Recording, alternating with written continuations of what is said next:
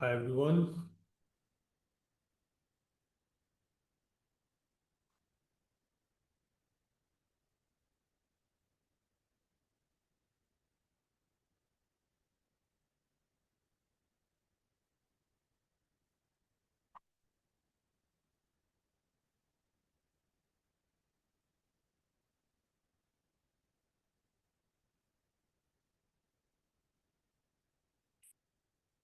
Okay,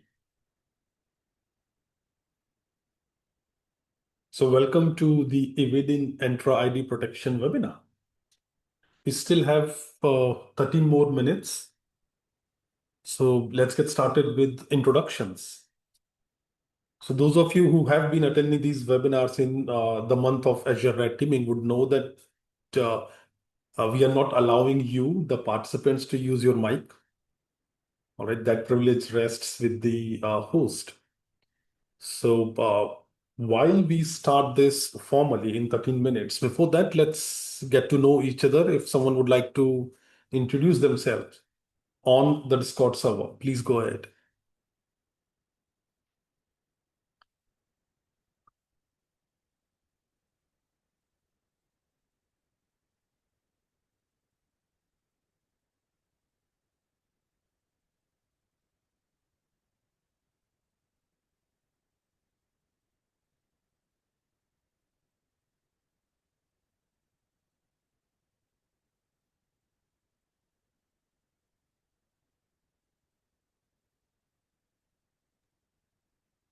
So just your name, if you would like to share it. Not even that, just your background and your city or country, if you want to share that.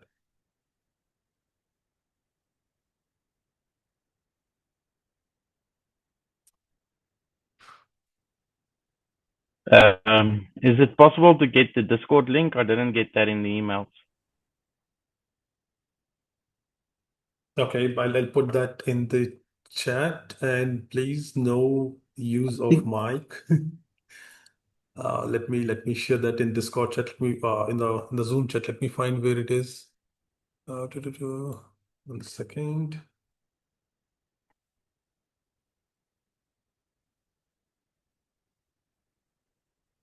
here, Nikhil, I think chat is not enabled. Sorry to speak here.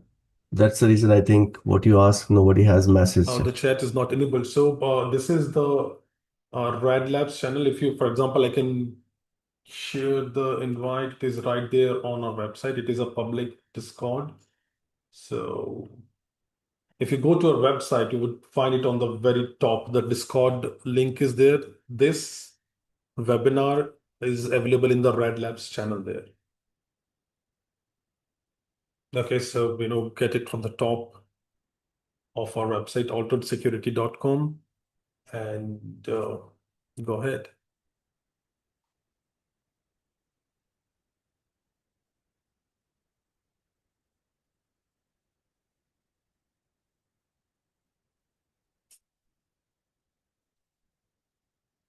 So we have someone from Chennai who is interested in on-prem red teaming and security research. Great to have you here. However, this is entirely going to be Azure. Or not even Azure, I would say this could be more of Entra ID.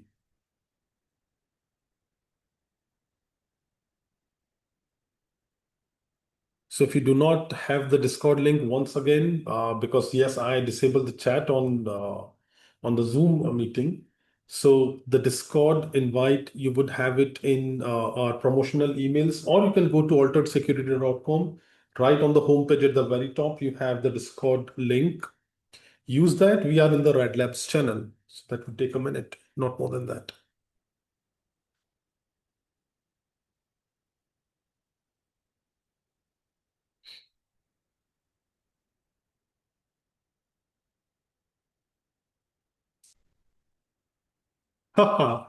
So comment is I'm learning more on the Azure part and currently working on learning it. And I believe you are one of the best person in the space. I extracted that right out of you.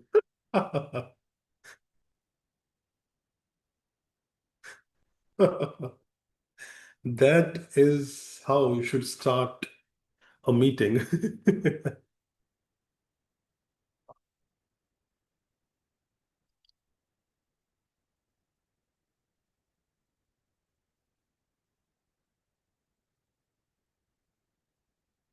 Just look, scroll a bit up. Always, whenever you are in a Discord channel, take some time to look at the pinned messages. So if you scroll a bit up, there is an FAQ section. All right. So that is where the Rad Labs platform, that is where you will find the lab. You would not be able to start it today. I don't want that, hug of death from all of you for our platform, because these labs, when we do the webinar, these labs are not yet tested for hundreds of users. I mean, we do maintain a parallel capacity of at least 1,000 users for most of the challenges in the Red Labs platform, but the newer ones have not been through that much of testing. So for all of the webinars, the way we have been doing is during the session, during the webinar, uh, you can only look at the challenge. You cannot start it in the Red Labs platform. And the next day, we open it up for everyone. All right. It is usually, to be honest, pretty much distracting if I have, or the instructor has to, or the host has to provide lab support during the session. So we came up with this simple way to avoid that. More introductions, please. What do you do? Where are you from? Are you getting started in InfoSec, or you're a beekeeper but just look to do this stuff out of interest, or this is your profession? Are you an AI bot with skills to, extract stuff out of interesting knowledge sharing sessions? Have to use the word AI in any case, I mean, to begin with. That's how things are hyped. We have someone from Asia, Black Box Red Teaming, Windows, and Azure specifically. Hey, nice to see you again. Yes, I remember your DP from the CRT bootcamp.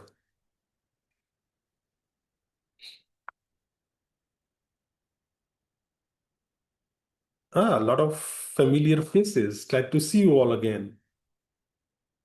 We have Microsoft security consultant from the Czech Republic, security consultant and Red Teamer.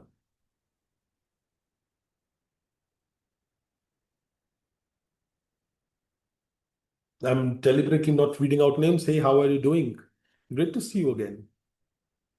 So we have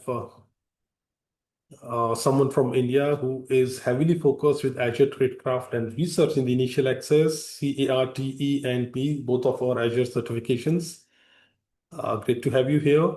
We have someone from the US, Purple Teaming, that is incident response and pen tests. Focusing now more on the incident response part in the cloud. You would love this session then. Any upcoming discounts for CRTP? We do keep running discounts. I'm not sure if should share that or not. Need to get permission from my marketing, but yes, Hacker Summer is one time when we would have discounts for CRTP. So at least a quarter away though, not before that. So right now we are running for Azure related stuff, not for anything else.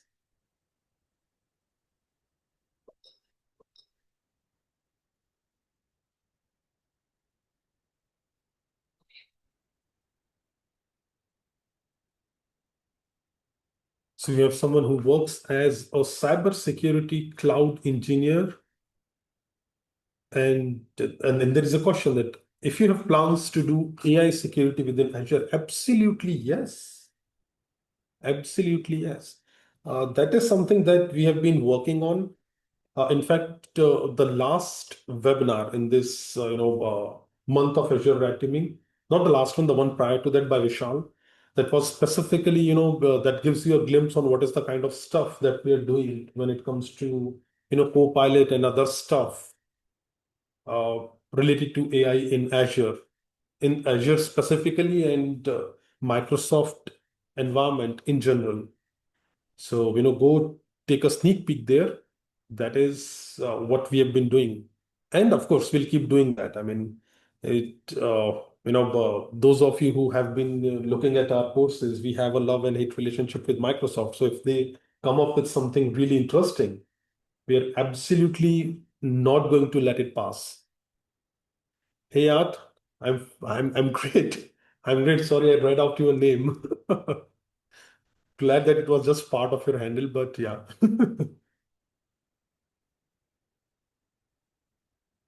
The question is it possible to access the previous labs? Yes, let me show you that one. How do you access that? I mean, I'll give you a quick walkthrough of the Rad Labs platform later on as well. But let me quickly show you that. So once you log into the platform, uh, you see a category called Premium Labs. This is where all the labs for the month of Azure Red Teaming, accompanied by the webinars, are available. So each one contains the webinar recording, the slides, and the lab as well. So that is where you can get it.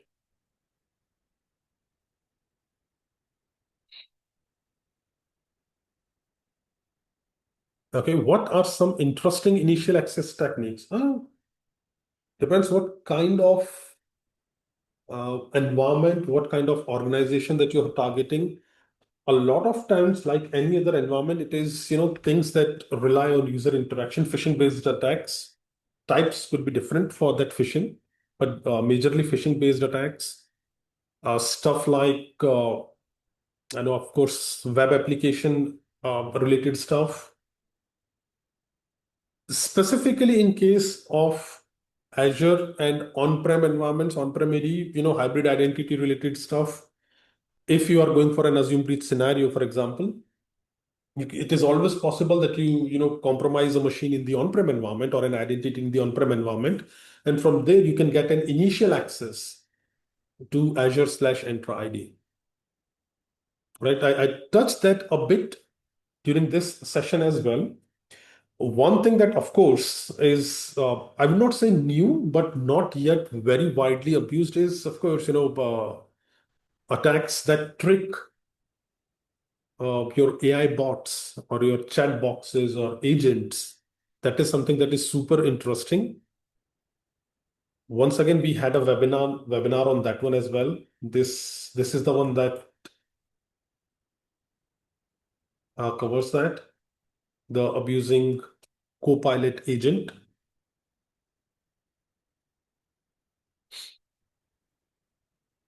I mean, however, you would know that, but I can assure you that Microsoft and everyone else's licensing policy is going to be absolutely a treat to watch here. It is going to be a huge melodrama.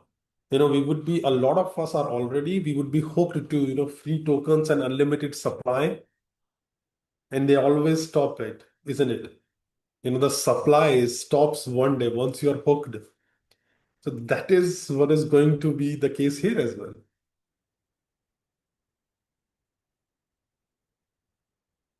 A question is that someone purchased a CARTE, the Azure Advanced course, the bootcamp. They purchased it 2 years ago, and they said that there have been many changes. So the question is, if I buy a 30-day extension, will it be included? Will it include the updated course videos? You don't need to buy an extension to access the updated course videos. All right, our courses come with lifetime access to course updates as well. So you can simply log on to the enterprisesecurity.io or student portal or our lab platform, and you will get access to the videos. No need to purchase an extension. However, if you would like to access the lab again, then you would need an extension. No need to purchase an extension to get course updates. I bet you missed my dad jokes. glad that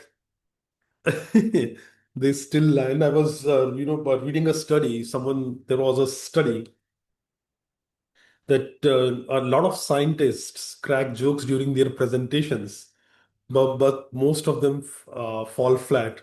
And I took that very personally. I mean, I was discussing that with my wife that, I don't want my listeners to,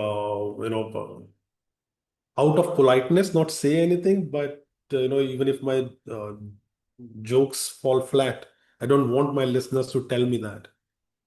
So, and we had a very educated debate about it, which ended in me getting certified as someone who cracks jokes, they fall flat. But yeah, it was an interesting discussion. All right. Okay, so let's get started. We have a nice list of participants now, a nice number of participants now.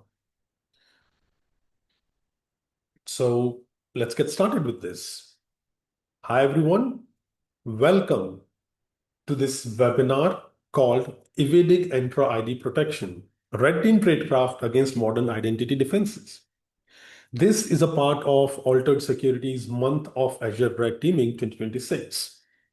Throughout the month, we have been running webinars, we have been releasing labs. This is the culmination. This concludes the month, right? Although we still have, a 20% discount running till May 5th.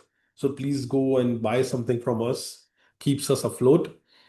So something about me, you can find me on Twitter, now known as X. I'm Nikhil_MITT. I'm the founder of Altered Security. I used to be pretty active on GitHub. You can find me as Samrat Ashok on GitHub. I'm the creator of Nishang, Deploy Deception, Race Toolkit, and a few more. I've been in the field for almost 16 years now. And my interest has been Active Directory, red teaming, offensive, PowerShell, Azure security, etc. I've previously spoken at multiple times at DEF CON main stage, multiple versions of Black Hat. So I've spoken at DEF CON villages. I regularly speak and train at BruCon, etc. So that is, these are my credentials, sort of. As for the company, Altered Security, we have trained more than 50,000 security professionals from more than 130 countries. Most of our labs are derived from Red Team Labs platform. So now here we pulled out a Microsoft actually. So Red Labs is a different platform and Red Team Labs is a different one. So our Red Team Labs platform, that is, I would say, more of a structure, how we develop labs. So the first and foremost thing that I personally like to keep in mind while developing any lab or any course is its affordability. And the idea behind Altered Security actually, started sometime in my brain in back in the year 2012. I was doing a workshop on. I used to work on human interface devices a lot. My first toolkit called Kautilya was actually on that one. Now, what I was teaching a workshop at Black Hat Europe about it, and what I found out during the discussions with the participants there that you need to spend a lot of money to get any quality training. What I really actually found out there was that unlike my assumption, people in the richer parts of the world, even they are not able to spend 3K, 2K, 4K dollars on a course. So that is when I started, can I solve this somehow? And I kept noodling on it for years. And then finally in 2017, 2018, I started this. And affordability still remains one of the core values of any of our courses. Right? You would see that some of our courses, for example, the Azure Advanced with 90 days lab access actually goes up to a pretty high number. I think it's $849, but that depends on the lab access, the duration of the lab. I could still claim that I don't think there would be any good enough platform that matches our pricing, at least not a bootstrap one. All right. I don't want to raise money and then, get you hooked and then increase the prices. That is not the way I would like to proceed, at least as of now. You never know. So affordability is one of the core principles, and then ease of access. For example, as you many of you might already know, you can access most of our at least paid labs either using just a web browser or an open VPN. Another thing that we keep in mind is to keep the lab stable, provide great user experience. They must be fun to solve and big enough to feel enterprise lab. And then you have some of our links here. Go through them, explore. If you have never been with us, if this is the first time you're looking at altered security, please check stuff out. Those of you, because I suddenly saw a huge jump in numbers, those of you who have joined us just now, the Rad Labs platform, the last link you see here, this is the one where you will find the lab and the recording and the slides that accompany the current webinar. radlabs.enterprisesecurity.io. This is where you will find the lab, the recording, and the course and the whoops.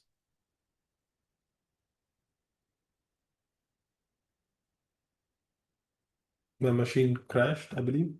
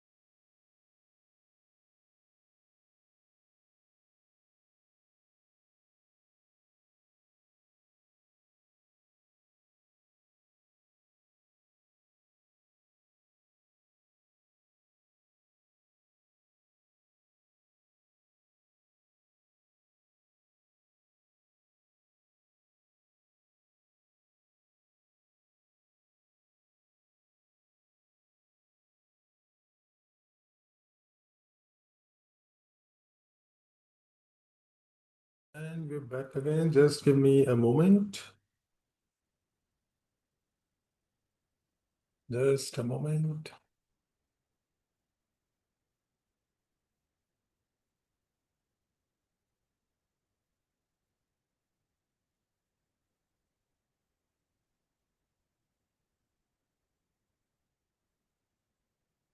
Okay.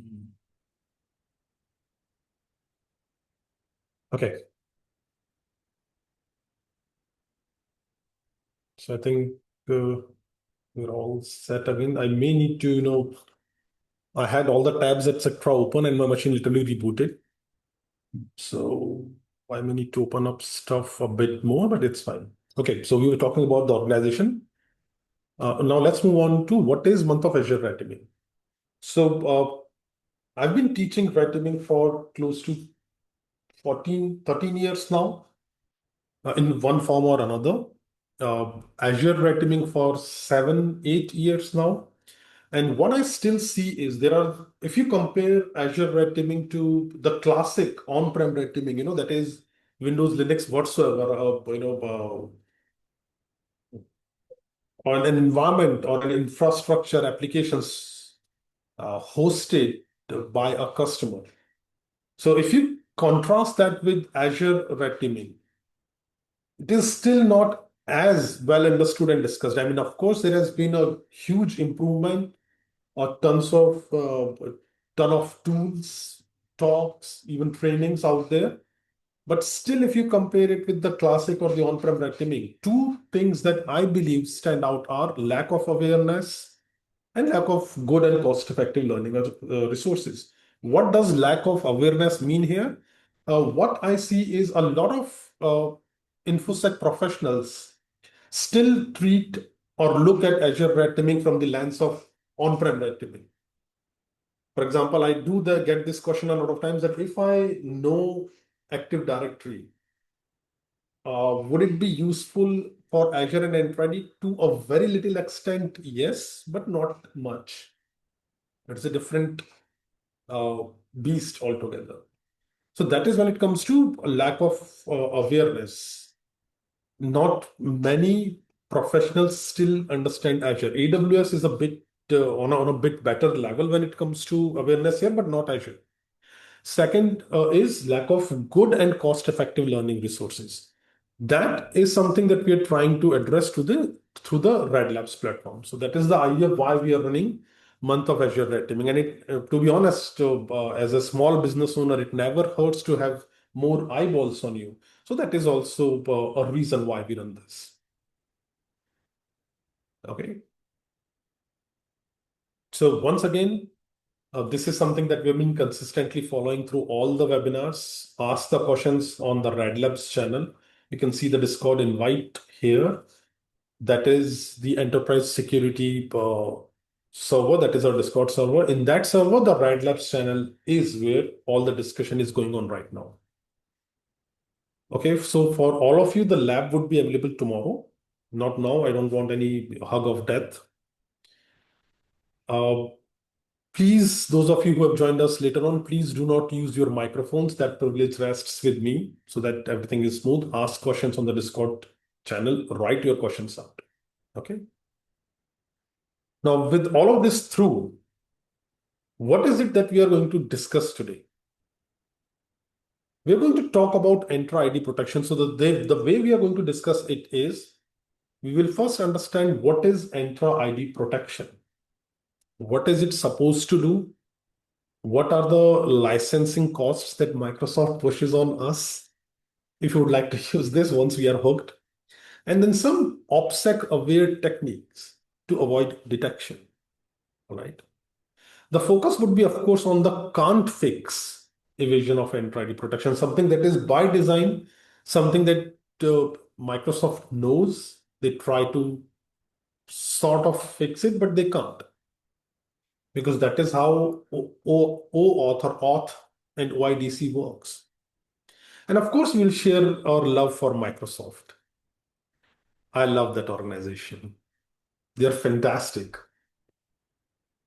So that is what we'll see. We'll see how they trap you, they get you hooked, and then there would be licenses that follow. Okay. So let's get started. What is Entra ID Protection? First, right from Microsoft's documentation, let me read that out. Microsoft says that Microsoft Entra ID Protection helps organizations detect, investigate, and remediate identity-based risks. Okay, great. So the idea is pretty simple, to be honest, in this case. What Entra ID Protection looks for is abnormal behavior, anomaly, or suspicious activity. It is not sold as a user behavior detection tool. It's not a UBA, but more of a tool or a service that consumes user sign-in behaviors to mark their sign-ins or their identities as abnormal or suspicious, stuff like that. For example, a very good example is what Entra ID Protection calls as atypical travel or impossible travel is, for example, right now from my city in India, a user logs in from my city in India right now, and within 5 minutes, the same user identity logs in, let's say, from New York. Now that is impossible travel, not achievable yet. You can't travel thousands of kilometers within 5 minutes. If you could, you would not be using Azure in any case. I mean, so that makes sense. So that is what is abnormal is. That is the kind of stuff that Entra ID is designed to detect. Look at it this way. This is part of Microsoft's wider strategy of identity protection. That is, even if, let's say, a human's username and password are lost, are compromised, it should still not be possible just because the credentials were compromised. It should not mean that whatever they would have access to is now compromised. Unfortunately, it is true even today, but Microsoft and others, they've been trying to make it more and more difficult. Okay. It is not as easy as it is, let's say, in the on-prem environment, or as it used to be in the on-prem environment, that once you have an identity compromised, there is nothing that stops you. It has been repackaged and resold as assume breach, as zero trust architecture, and this and that. But the basic remains the same. If an identity is compromised, it should not be an open game. There must be some roadblocks, there must be some security controls to stop misuse of an identity. That is precisely what Entra ID Protection is about. And of course, you need Entra ID P2 to use it effectively. That is what I say. I always feel that Entra ID free tier is, once again, it's something that gets you hooked. It is easier and cheaper to move your workload to Azure, but it needs a lot of money and licenses, of course, to protect that workload. That is the business model here. Even for our labs, not for this one, not what we are doing for the webinar, for our paid courses, when we are running the lab, the way labs are designed, it is cheaper to run the labs than actually sandboxing them. So if I split my costs for running a lab in Azure, it is almost equally divided in the workload and the workload protection. So a fantastic model it is, right? Now, Microsoft has a knack, as most of you would already know, to keep renaming stuff, naming stuff similarly. So please do not confuse Microsoft Entra ID with Microsoft Defender for Identity. Two different things. Defender for Identity is something that started back in the day 10 years ago as ATA, and then was renamed as, I think, Azure ATP. Now it is called MDI as of today.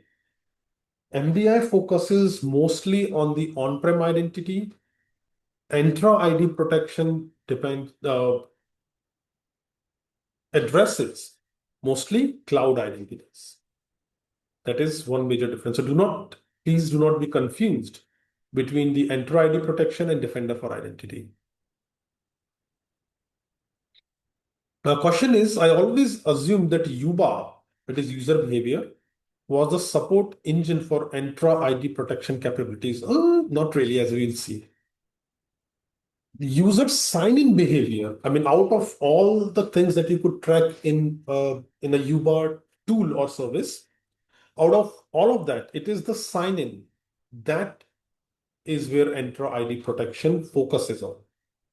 What does that mean? That means if you are past the sign-in part, Entra ID can't do anything. Entra ID protection can't do anything. It would not be able to do anything at all or detect anything at all. Right when you connect, then it is the time when Entra ID could be a risk.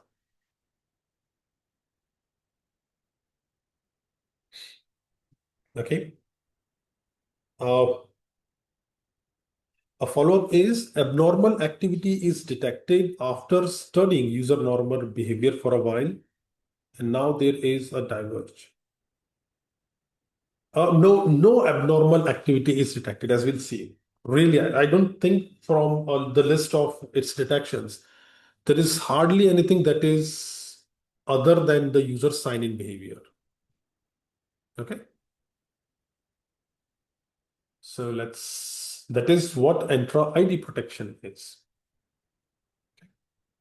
A question is, can we say CAP uses signals generated from Entra ID protection? Yes, we'll come to that in a moment. Yes, yes, yes. Any other question? No questions. So this is what Microsoft tells us that Entra ID protection is capable of. Now, what are the detections? There are different types and levels of detections, different identities that Entra ID protection can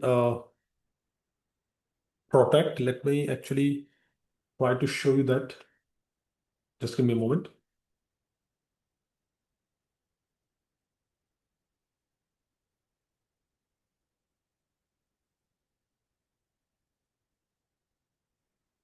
So if you go to the Microsoft Entra Admin Center, that is entra.microsoft.com, there you will see this is the Entra Admin Center. Scroll down a bit. ID protection. This is the ID protection dashboard. Now, Entra ID protection is capable of detecting risky agents, agent identities. That is a fantastic upcoming research area for all of us. Microsoft has already started making confusing claims. I mean, they released agent identities and they say that, okay, now there is something called as classic agents, and then there are different types of agents. You can have agents that are created from the Copilot Studio. Then there is something in the AI Foundry as well.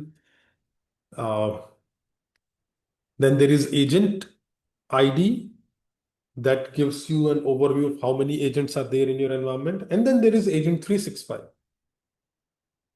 So they're already, it's a deja vu. You already know, you've already seen that earlier. We've already seen that when it was, Azure was in its nascent stages, and it is precisely the same. A bit better, to be honest, but they still are flopping like a fish that, okay, let's push it out and then we'll come with something. Okay. So as of now, no risky agents here. I've not yet seen risky agents, but if you look at Microsoft's documentation that is there in the slide notes, if not now, later on, you can take a look at that. There are some interesting behavior-based detections for agents. For example, if agent accesses resources that it usually doesn't access, which is entirely different from as was the discussion going on, entirely different from the detections for workload identities or users. For users, there is no detection on a resource that they accessed, which they are usually not accessing. Same goes for workload identities. But for agents, they at least, as of now, claim that there is something like that. Okay. So there could be detections for agents, for users. We'll come to this.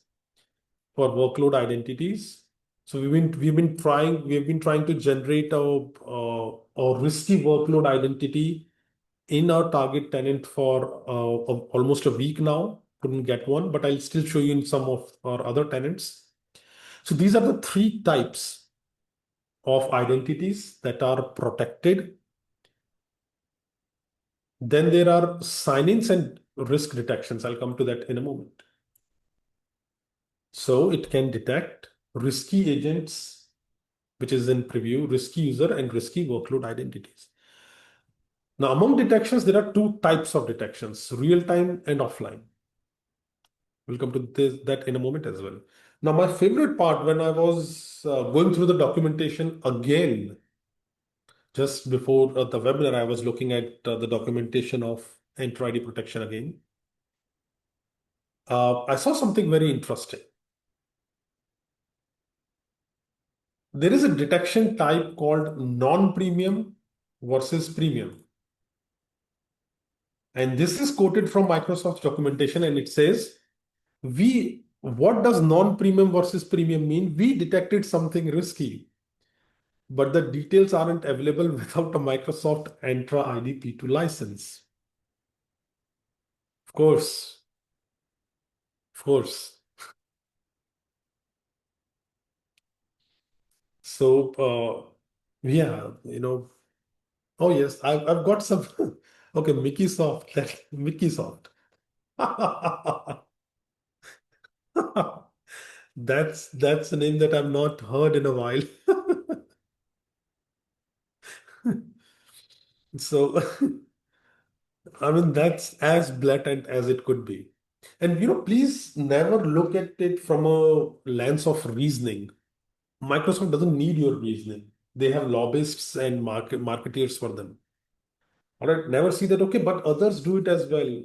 How could they provide it for free? Not for us to think about. It's $1 trillion organization. Not our job to defend it. They have lawyers, lobbyists, marketeers, and God knows what to defend them. So please be ruthless. Please never feel bad when we call out their stuff. Absolutely never.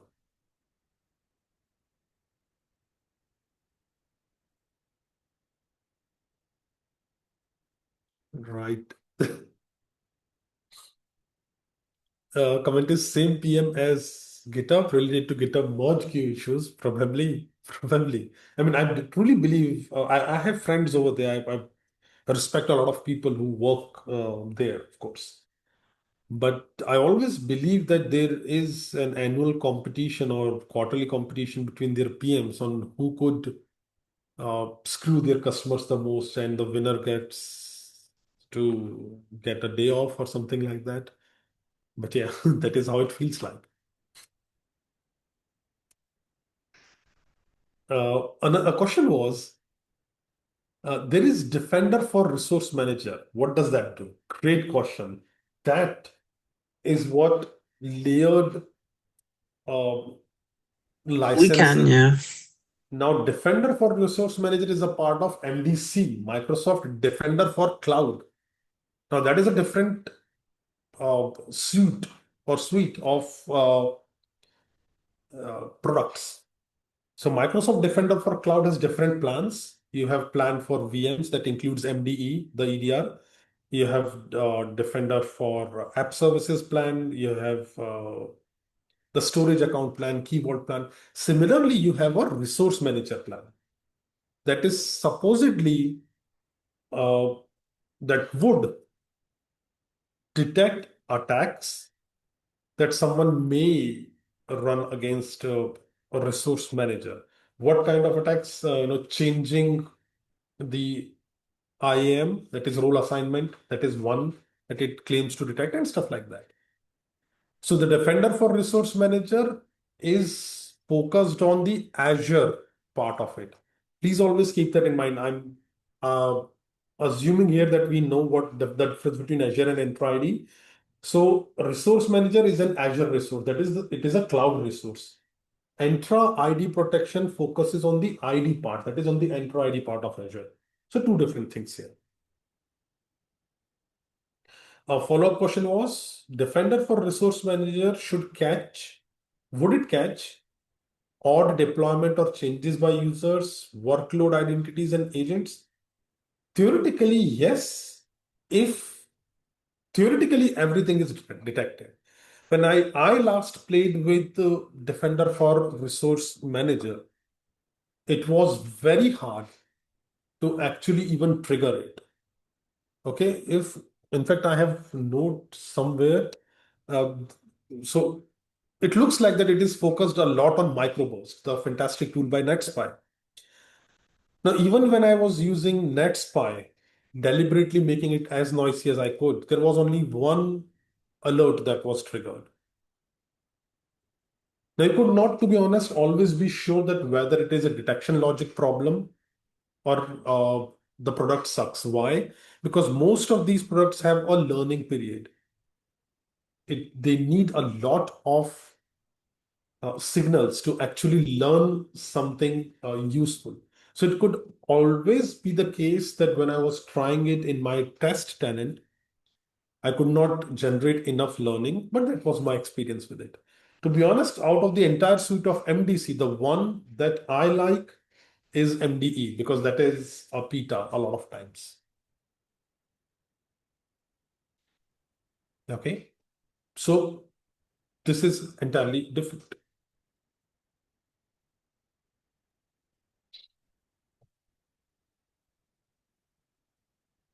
Now, some of the more interesting detections in Entra ID are activity from anonymous IP address, unfamiliar sign-in properties. This is in fact so common that whenever I talk to defenders, they call that this is the only alert that they have ever seen. A lot of people say that this is what they have ever seen in Entra ID protection. So pretty common. So activity from anonymous IP address or anonymous IP address, these are the ones where if an identity logs in, signs in from an IP that is, let's say, a Tor node or is used by cloud providers or that is VPS providers or VPN providers, if there is a login or sign in from such IPs, an anonymous IP address or activity from anonymous IP address may be triggered. Atypical travel and impossible travel, these are the ones which I mentioned earlier. If you sign in from one location and within minutes, you sign in from thousands of kilometers away, that is an alert. A question about anonymous IP addresses, what about residential proxies? They may not always be detected as anonymous IP address. They would most probably show up in the unfamiliar sign-in properties. In my experience, anonymous IP address, Microsoft has sort of a category of IPs that they have marked as anonymous. So if your IP, when you're signing in, when you're logging into Entra ID, if that your source IP shows up in that list, then this is triggered. Otherwise, it would be unfamiliar sign-in properties. And if you use an Azure Box to tunnel, absolutely not anonymous IP, but the unfamiliar sign-in properties may still be triggered. So the question was, if you use and let's say you spin up an Azure VM in your own tenant and you use that to attack another tenant, would that show up in anonymous IP? No. Would that show up in unfamiliar sign-in properties? Yes. Yes. Unfamiliar sign-in properties is exactly what it means. You signed in from a new network provider, from a new IP, probably a new browser as well. So yes, a lot of times why defenders say that Entra ID protection is just the unfamiliar sign-in properties is because a lot of times when people get off their work VPN and they still have an active session to their enterprise resources, this gets triggered. So yes, a lot of times it could be triggered. Okay. So these are the ones for sign-in risks. And then there are risks for users, workload identities, agents, which are some different ones. So I didn't want to actually just read them out for you. I leave it to you. You have the documentation in the slides. So I leave it to you to read them out, to check them out what they are. A question is, what about named locations in conditional access? These IP addresses are not included in unfamiliar locations, or unfortunately they are. I don't think that named locations, I may be wrong because I've not recently tested it, but I don't think named locations are considered by Entra ID protection.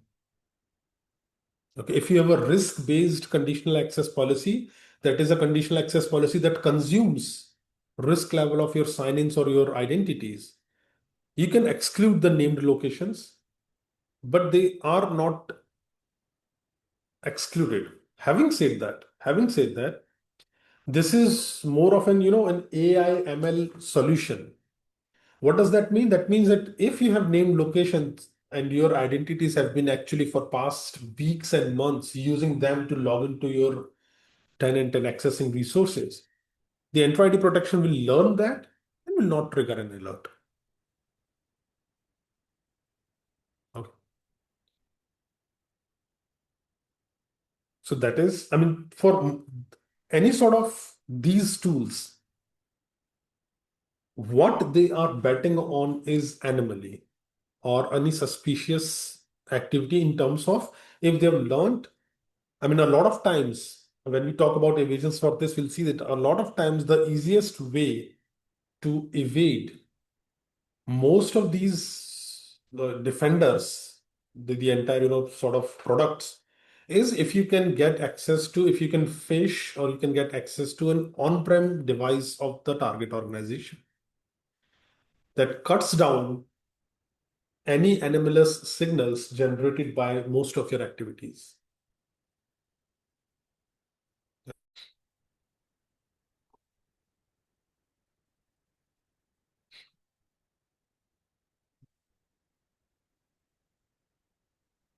Now, there are detection types. This is something that we saw a couple of slides ago as well, risky agents, that is in preview, risky users and risky workload identities. Now, there are risk levels as well. High, which is high confidence, Entra ID protection is convinced that this is compromised. Medium, which may need further investigation, and low, that absolutely needs further investigation. Okay. Now, in detection types, there are two types of detections as well. Real time, that takes 5 to 10 minutes in showing up in the dashboard, and offline detection that may take up to 48 hours.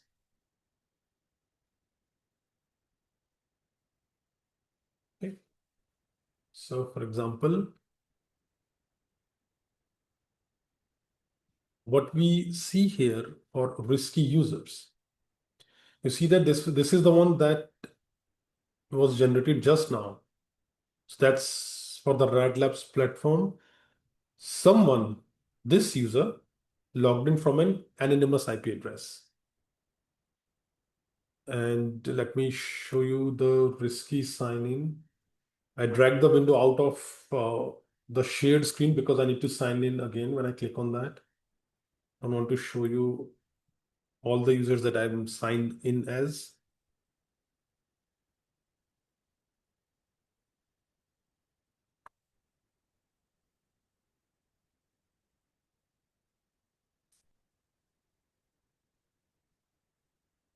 So there was an interactive sign-in by this user using AZ PowerShell, trying to access any ARM resource. Okay. They logged in from a Windows 10 and the risk info is anonymous IP. They logged in from an anonymous IP. This is one of our server IPs.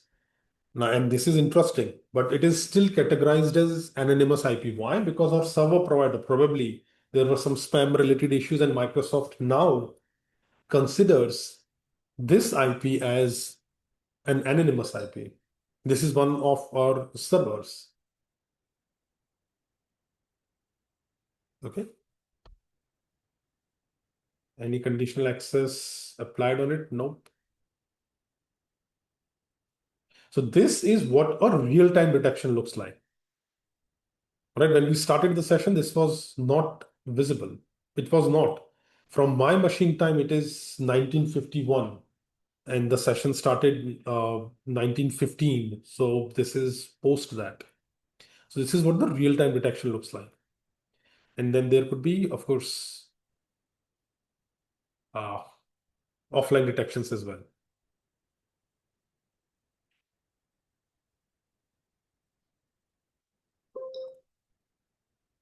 So why are we actually interested in Entra ID? I was waiting for this question, that if it is so lame, let's say, why are we actually discussing this?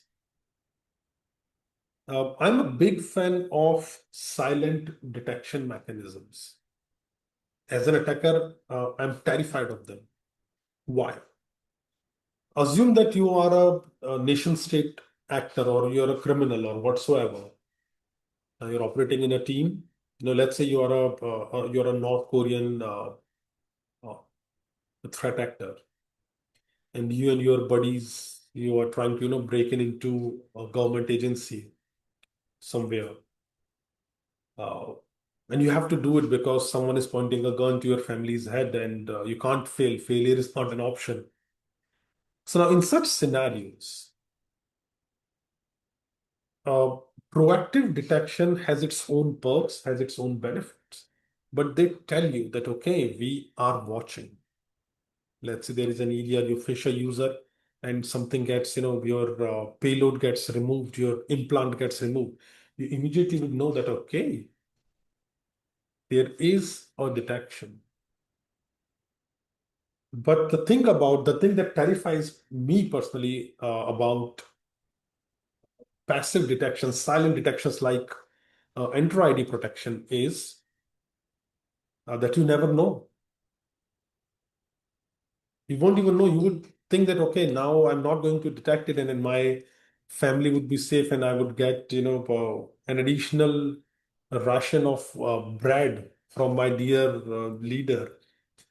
But in reality, you not only would be detected, you would be pretty well logged. Your activities right from this one detection, your entire life cycle in the target tenant may now be logged and watched.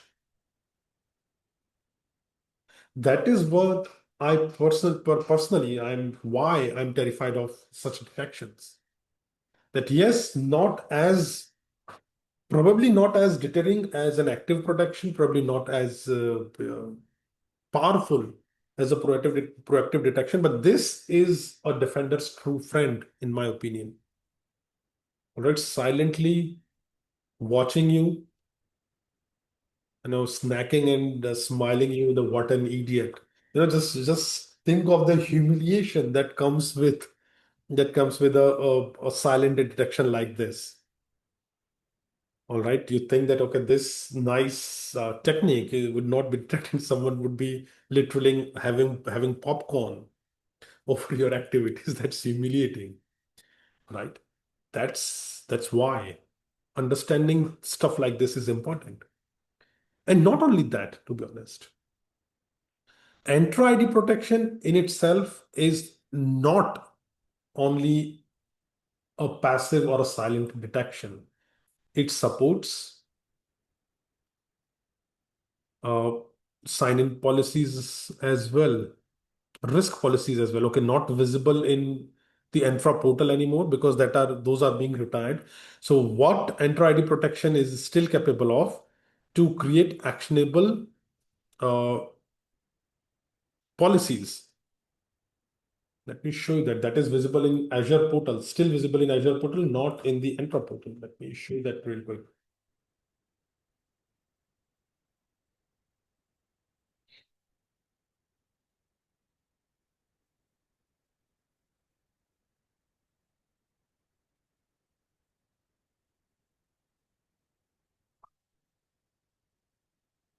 And let me go to the right directory here.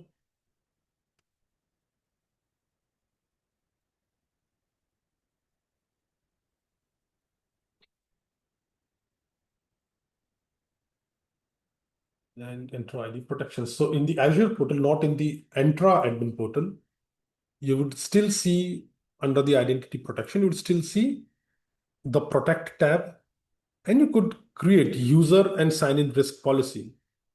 Right. However, these are marked for retirement. Microsoft has been telling people, for its users, for a long time to move to conditional access policies. Still possible though. That is, it is pretty visible what you could do. If any of the users have a risk that is, let's say high, block their access. Not exposed here anymore because it is being retired. So it's not only a passive detection. If you want, you can make it an active one as well. Okay. A comment is, I've actually seen some kind of detections after phishing users in a red team by going to mysignins.microsoft.com. And we could see something like unusual sign-ins and risky ones. There I could then take that it was normal. That's very interesting. I mean, I always wonder that what would be, other than, of course, our Lord and Savior, global administrator, what would be the most powerful role? And after giving it a thought, I always think that it is the security administrator, in my humble opinion, that is going to be that is the most powerful role. Why? You go to security.microsoft.com, the XDR dashboard, and if it is an environment with deep enough pockets, security.microsoft.com does not enforce MFA, and using MDE and MDI's live response, you can actually pretty much run commands on every machine in the target environment. So compromising a security administrator is absolutely fantastic. I know you were not, I believe, talking about a security administrator, but your comment just triggered that into me. That is the one of the most powerful roles.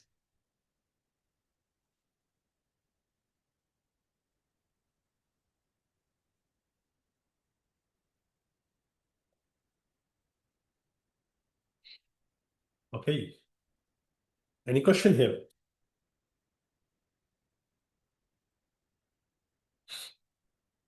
A question is on how device code phishing I'll come to device code phishing in a moment. Let's not jump ahead. I'll come to that in a moment. Not a lot, but a bit. So we understand the Entra ID protection, how it detects, not how, what it detects, what are the types, levels, etc. Now, Entra ID protection risks, as we saw here, we can create a conditional access policy that consumes it. Let's take a look at that. What does that mean? That means that, for example, we can create a conditional access policy. We go to the conditional access policy blade or option here.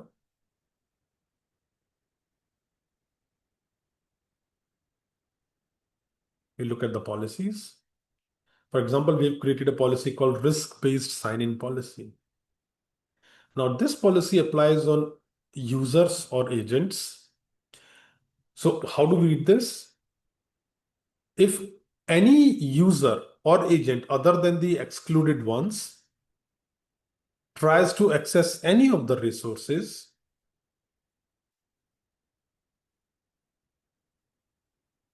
with absolutely any level of risk, we should block their access. That is what a risk-based conditional access or risk-based access policy is. All right. If what the condition, once again, what is the condition? If the sign-in risk associated with any of the users or any of the specified users matches, then either we can block access or we can do a lot of stuff.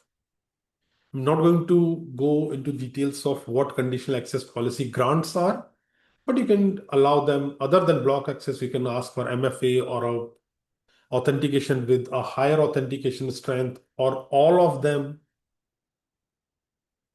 This is what a risk-based conditional access is. So this makes Entra ID protection way more powerful.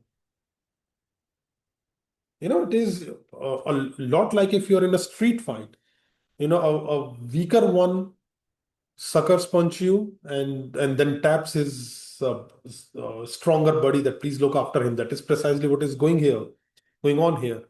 All right, Entra ID protection in itself may not be as good as you want or as good as you thought of it. But if you pipe it to the conditional access policy, then the opportunities are limitless. Okay. That is what its integration is. Now, you can, of course, protect users and agents. Now, if you pick up Microsoft's Digital Defense Report, I make it a point to go through it every year when they release it, because, that helps me in understanding how much cyber criminals are purchasing from us.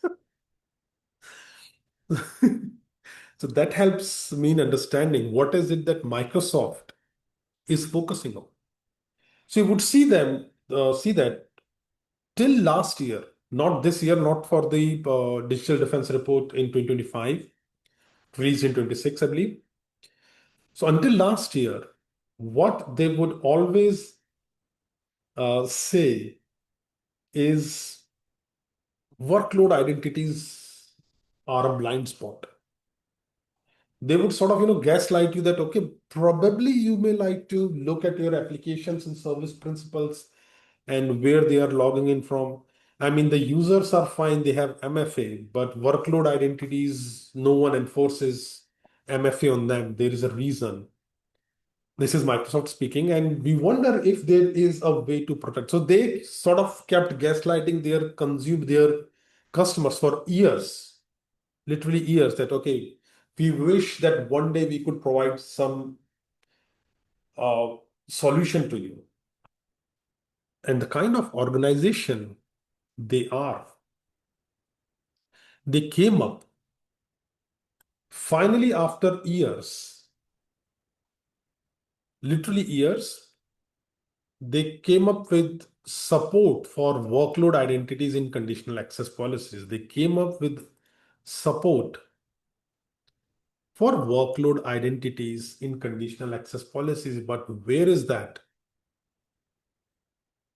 That is behind an additional layer of licensing, layered licensing, an additional layer of licensing called premium workload identities. Now, if you want to protect your workload identities using conditional access policy, you need to shell out a license for each of the service principal or workload identity you want to protect. So if you, I believe that is $15 per month.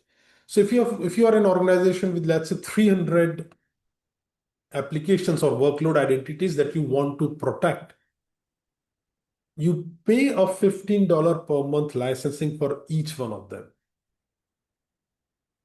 Microsoft is not a trillion-dollar organization for nothing. They know how to fleece their customers and trap them and keep fleecing them. This is, and you can see this in real time for their AI stuff. That is precisely how it played out for Azure. We are the market leaders, which they were never, of course. AWS has always been the cloud leader. So we are the market leaders or one of the leaders adopted. That is how our courses start. More than 95% of our Fortune 500 use Azure. That is how we start our courses as well.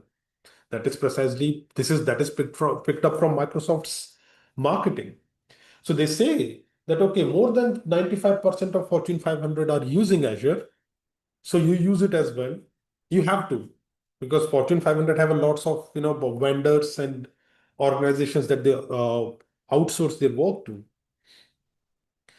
So all good, yes. Addicted to Azure, moved stuff there, yes. Now here are 10 more licenses that you need to protect the stuff that we already sold you. And this is precisely what they are doing with their agents, agentic identities, and whatever the name they can come up with. That's exactly what is going on with this AI hype or bubble, whatever you want to call it. You push first, you push AI first, and then you introduced Agent 365, Agent ID, Defender for agents, this and that. That is, you pay by tokens to use it, and then you pay by license to protect it. And if I understand Microsoft right, the day is not far. I mean, it is very visible. They are trying to make at least Azure unmanageable by humans. That is very visible. You would have so many agents doing the work that it would be nearly humanly impossible to manage the stuff. You would have to use an agent to protect stuff. All right, and that is the reason why, of course, the gentleman in Space Force was absolutely right. That is why we love Microsoft. So this was the integration. If you would like any questions, anything at all.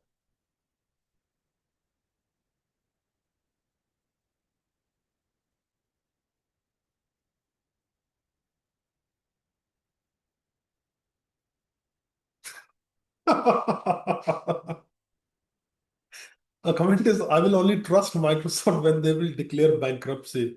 I wouldn't trust them even in that case. Nope. They must have a trust fund or a hedge fund in some tax haven to at least sort of whoop, right back in. All right. So we got to know what Entra ID protection is. We understood the fantastic world of micro. Those of you who have never thought about how exploitative they are, now probably would know this. Okay.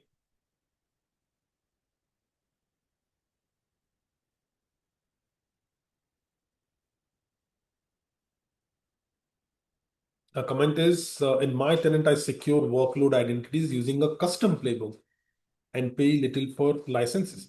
Absolutely. I mean, that is always possible. If you look at specifically at the Defender for Cloud, what Defender for Cloud, not the Entra ID protection, what Defender for Cloud provides you is, to be honest, a replacement of skills. For example, an example of this could be the adaptive network hardening in Defender for Cloud. Now, what ANH, adaptive network hardening, does is it learns what IPs are used to connect to the administrative ports on your Azure VMs. And then it recommends that, okay, why don't you just allow a list of these 10 IP ranges to connect to your VMs? Now, that absolutely does not need licensing. What it needs is a dedicated team of or a dedicated network engineer. Now, if you look at the shit show that is going around because of AI, the layoffs that are going around because of AI, what do you think uh, any organization of good enough size, would they like to keep a network engineer who recommends them change in firewall rules? Or would they just throw a licensing fee at Microsoft so that machine learning / AI suggests it for them? That is what they target. All right. I can do this all day. I can do this all day. All right. They don't target skilled personnels. Nope. Fortunately for us, most of you who are right here right now, who would attend this later on, we are more skilled than a lot of average IT workers. That is why we are spending our evenings or late night or noon, whatever time that is right now, in attending a webinar. We are curious. We are more skilled. So yes, it is possible. A lot of it is possible, but not for everyone. Not for everyone. Okay. A comment is that workload ID premium is $3 per workload identity. I'm not sure we use it for the Azure Advanced class, and I distinctly remember, unless in a highly unlikely scenario, Microsoft has changed it, or I may be wrong. I mean, not an expert on their licensing, just a victim. So it could be the case. I still think it is predatory, but I may be entirely wrong. Okay. Now, once we've understood all of this, let's first take a look at detection demo. What I'm not going to be honest, going to demonstrate this. I'm just going to tell you how we can go for detection. So in the Red Labs platform,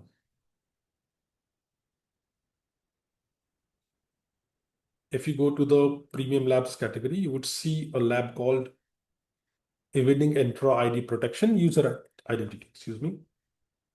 Click on that. I started the lab earlier so that the deployment time, it takes like hardly 2 minutes, but I didn't want to waste that. So what you get in this lab is a user. This is common for all of you for a reason, and their password. Now, when we try to log in, using this user's credentials, that is the part I'm not going to show you. No, or yeah, I can probably. Let me show you that. So let's say I want to log into the Azure portal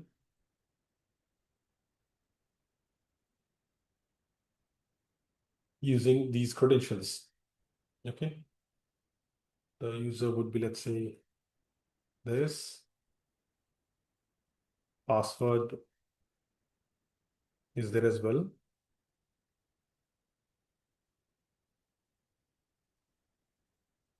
And you get, let's say, an MFA prompt. A conditional access policy. How do I know? I mean, I know, but a conditional access policy enforced it. And now this is the problem with Entra ID protection plus conditional access as well. I always say this, those of you who have attended my previous classes, conditional access policy is like a toxic partner. All right. They would tell you that they are upset with you, but they would not share the reason. So you cannot access this resource, but why? Just give me some space, give me MFA, give me the second factor. Why? Am I doing something wrong? I don't know, just I need MFA. That is precisely what is going on here. What triggered this? Was that a sign-in risk? Was that a requirement? You absolutely have no way of knowing that. And that is what now this is where it becomes interesting. Something that was looking absolutely stupid would now suddenly look pretty interesting. Why? Now, every time you try this, you say that, okay, it could be simply an enforcement by Microsoft because I was accessing the portal.azure.com, which is an admin portal. Let me go to, let's say, for example, my account. I'm not even sure that if that would uh,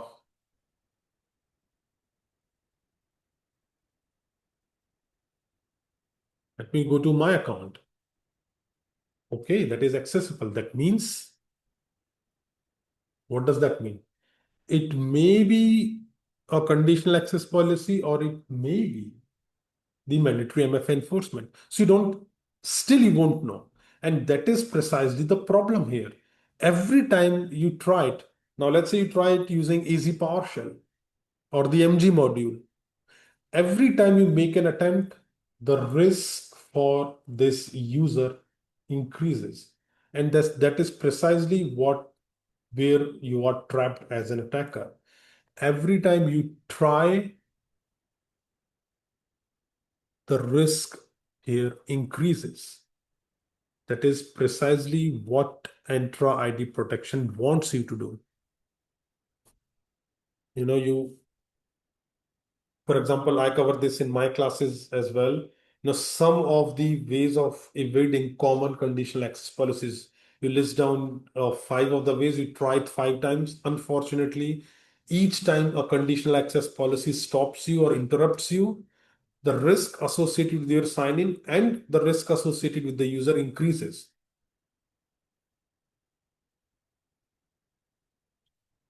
A question is, are there any error messages in the API responses? Nothing that I know of. I mean, people have specifically looked for it.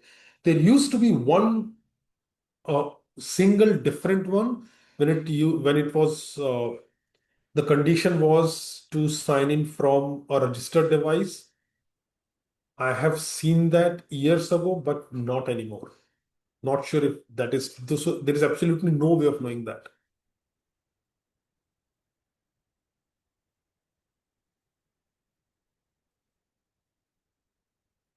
And that is where we are in a catch-22 situation. Do we try a different method? If yes, chances of risk become higher. If we don't, then what is the point?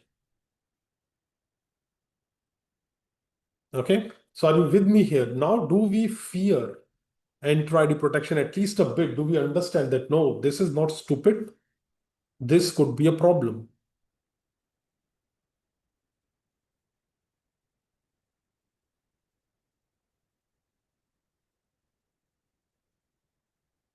A comment is when you log in using a CLI like AZ PowerShell or the AZ CLI, it says conditional access policy is blocked. Yes, it does, but it doesn't divulge. It doesn't tell you what condition. Was it a location based? Was it device based? Was it risk based? So you would be able to figure out that okay, it is not mandatory MFA, it is conditional access policy, but that's it. What condition in conditional access policies that would not be visible, and there are many conditions to pick from. Something even as stupid as user agent based device platforms, even in that case, you will not be able to figure it out unless you try it. And each time you try it, risk becomes higher. Okay. So are you with me on this?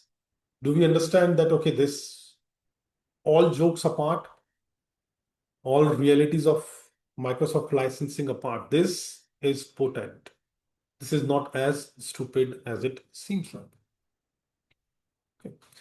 Now, if we are targeting a user identity, there is a high chance that it shows up in the idea. In fact, let me rephrase it. The idea of running this lab that is trying to log in as Kyla is to generate a detection. How would we know that we evaded it unless we have an alert?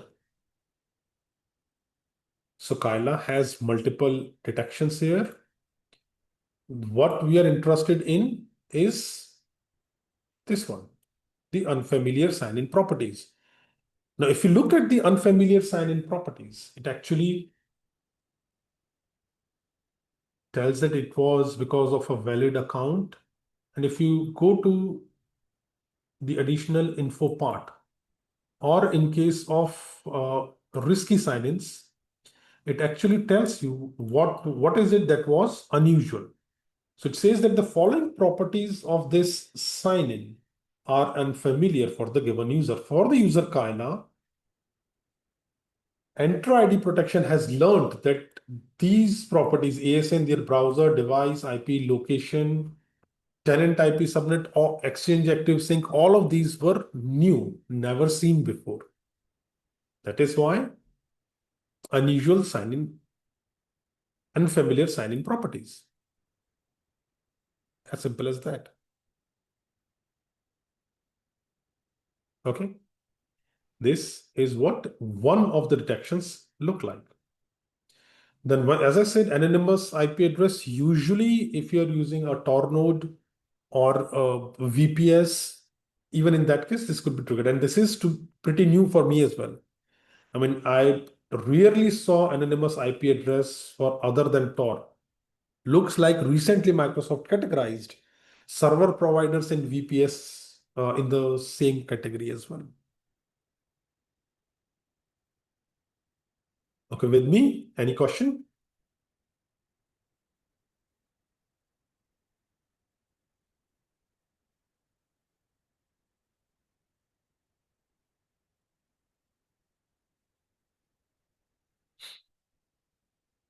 So what are we going to evade this? That's next. So let's wait for it.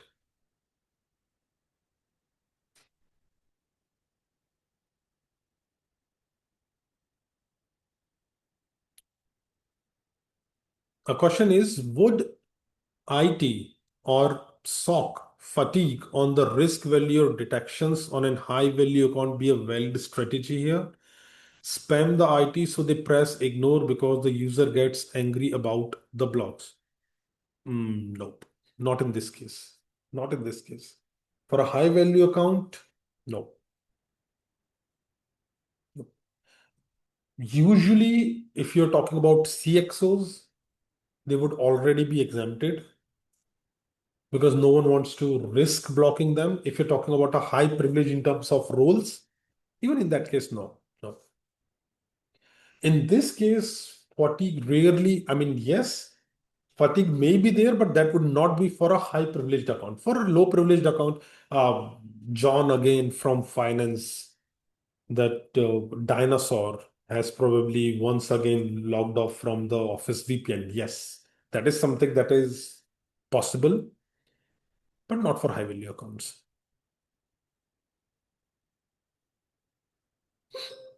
Okay, I'll come to your question in a moment. Now, the second lab for this webinar this was the user identity.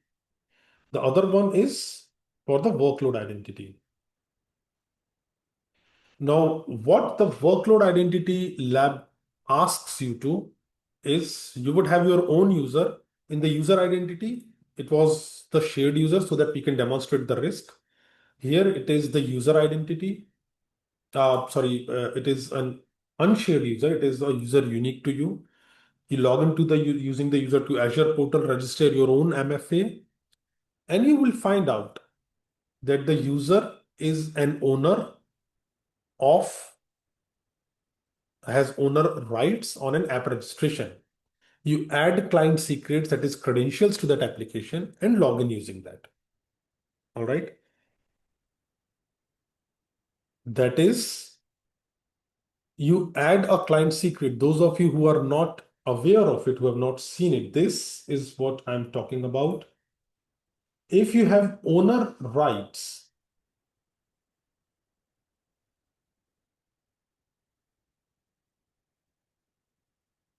on an app registration and an enterprise application, you can actually go ahead.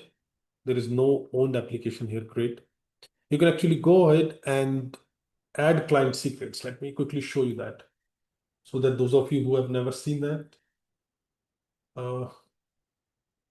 Okay, I am logged in as a global admin, so I can already do that.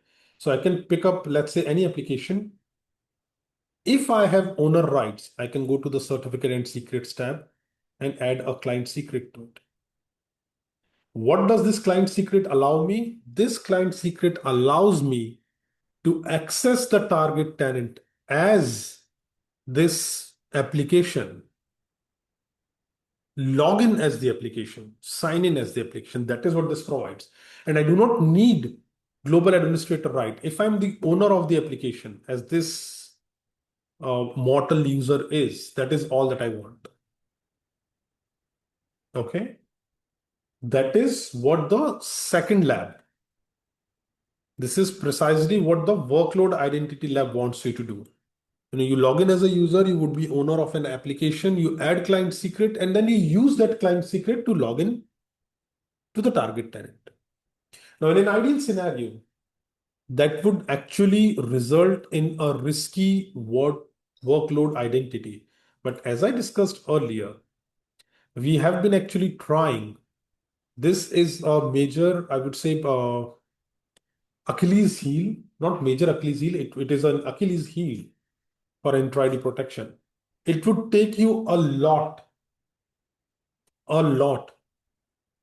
to get a workload identity detected. It takes a lot of effort. In fact, till some years ago, before 2021, there was no risky workload identity.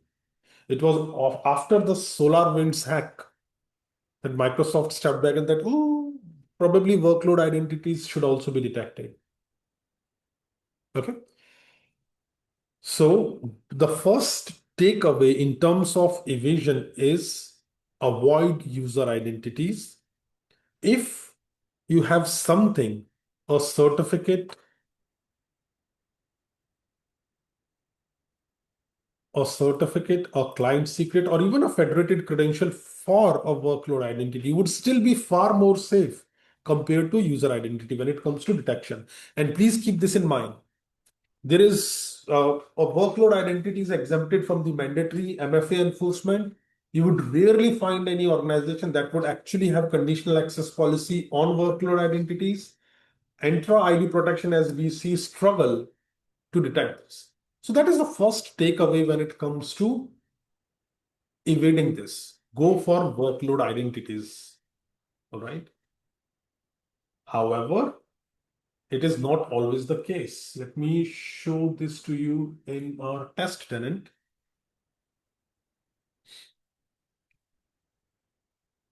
Just give me a second.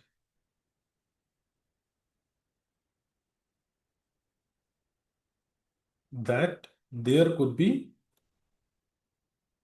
risky workload identity. It is not always going to be the case. Just look at the risk class updated though. It is not going to be the case that there will never ever be a detection, but it is pretty rare. Okay.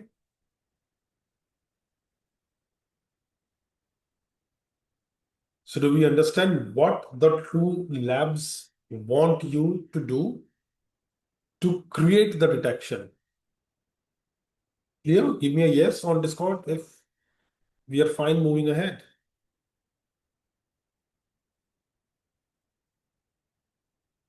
Okay, okay, that was a loud yes. Clear. So this is how we trigger the detection.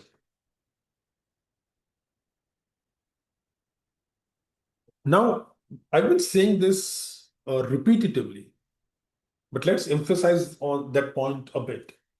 What is considered as an attack, something worth of detection? What is something that should be detected? What is the logic behind detection in Entra ID? So if I quote Microsoft's documentation, they say an attack is an event where we detect a bad actor attempting to sign in to your environment. That is the gist of this webinar. This webinar could have been a single line, right? This meeting could be an email, and this webinar could be a single line from Microsoft's documentation. That is precisely what Microsoft, or in this case, Entra ID protection, is looking for. A weird sign-in. Now, what does that sign-in mean? Please always keep this in mind, that a sign-in is not only providing your username and password. So what are some sign-ins? So in my experience, this is what I could come up with. Interactive login using, let's say, username and password. the TOTP, that is the time-based OTP that could be used, a passwordless or a FIDO key login, use of a refresh token, use of a PRT, session refresh to an application, all of these are sign-ins. And if you look at this closely, the first question, I mean, that is when I was writing this, I stepped back a bit and thought, okay, then what else is left? This, to be honest, this takes out a lot of attack surface when it comes to credential exposure. Not even refresh token, beloved PRTs. Everything is a sign-in. That is mostly for the user identity. For workload identities, use of client secret application passwords, certificates, whatsoever, as we saw, everything would be a sign-in. Federated sign-ins, any other token issuance event, if you go to the Microsoft Identity platform and request a token, that is a sign-in. And that increases the chances of detection. So how do we weight that? We look for authorization only events. Authorization only events are not sign-ins.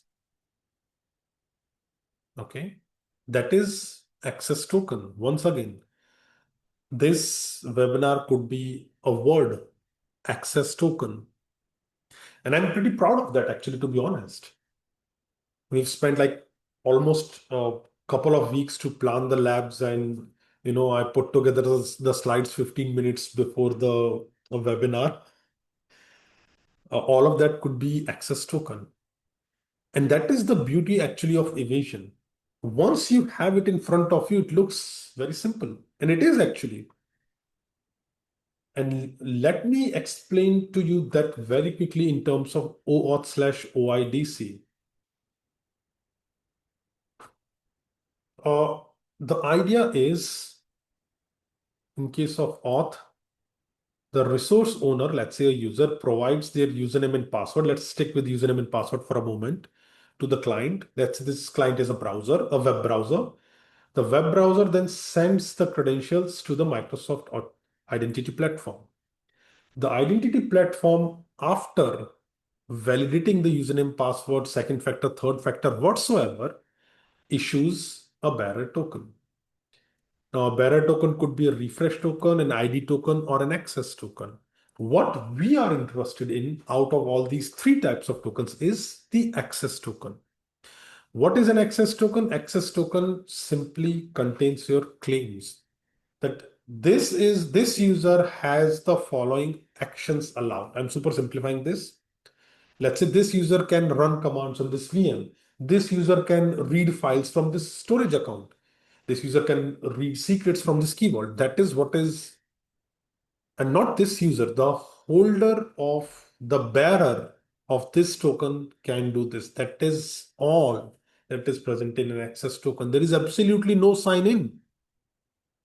You simply go to the resource server. Hey, resource server, this is the bearer token that I have. Please provide me access. The resource server looks at it, validates the signature, etc. And here you go. The resource server cannot, in most of the circumstances, is not, in most of the circumstances, capable of verifying anything at all. That is, with certain conditions, even if the user or identity whose access token you have stolen, that has been deleted, the resource server would still honor the token because they have no way to validate the user identity. All they are interested in, and this is how auth and OIDC operate, all they have the visibility to, all they are interested in is the bearer token.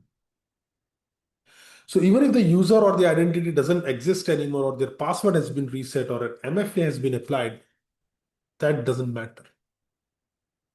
If you have the access token, you have the access. Why? How stupid could someone be? This is ease of use. The biggest defense for access tokens is they are very short-lived, 1 hour by default, up to 1 hour.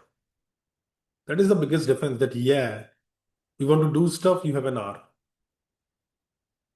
A lot could be done, to be honest, but that is the way modern web works. All the SSO, all the sign in with Google, sign in with Facebook, sign in with Apple, everything uses auth or OAuth. Okay.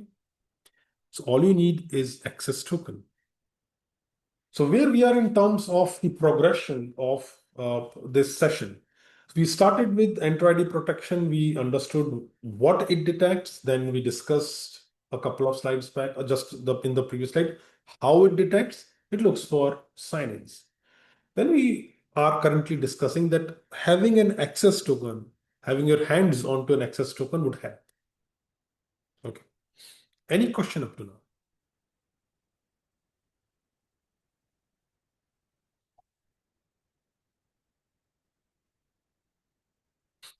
What is the difference? Our question is, what is the difference between interactive and non-interactive sign-in?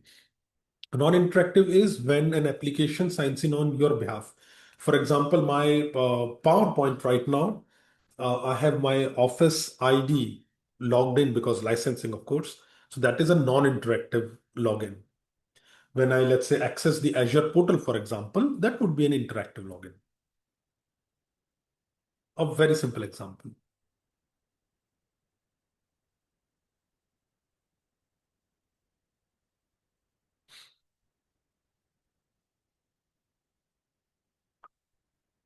A comment is, the best way to sign in is not sign in. Big brain meme. That is true. A question is, let's say I have an access token for 1 hour for an identity. Would I be able to access the resources even if the token is revoked? That is the beauty here. You cannot revoke an access token. An access token cannot be revoked. It's not revocable. A refresh token is, an access token is not revocable.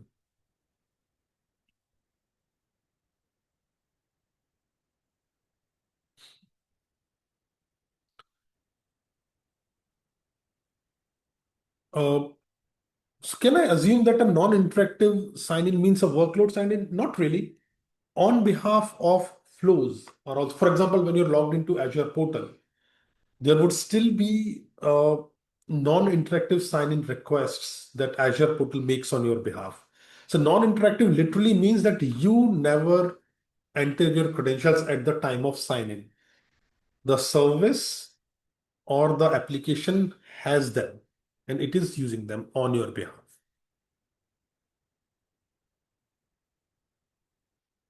Okay. A follow-up question is, so if the access token cannot be revoked, does that mean that we have to generate a new access token? Yes, that is how it works. That is how it works. That is precisely what refresh token is for. A refresh token requests access token to keep it alive. Not to keep it alive, to keep alive the access. Would that impact OPSEC? Absolutely. A refresh token, use of a refresh token is a sign-in event. That is the trade-off that we have to do here. You have access, but for an hour or whatever the time the access token has left. You cannot have a long-term access with a by design short-term token. How long does the refresh token last? Very long, 3 months by default. If the token is being continuously used, it never expires. 3 months for an inactive token. So if you don't use a refresh token for 3 months, then it expires.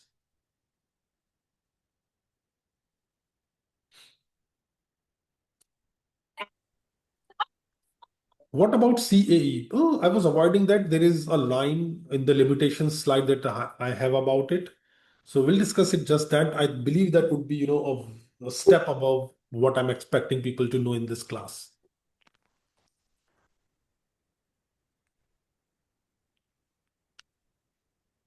Another question is, if the refresh token is revoked, does that mean that the user has to perform the entire process again? Yes. Yes. But the interesting thing with access tokens is, let's say you have this refresh token that requested an access token. Now you have an access token. Even if the refresh token is invalidated, the access token still stays valid.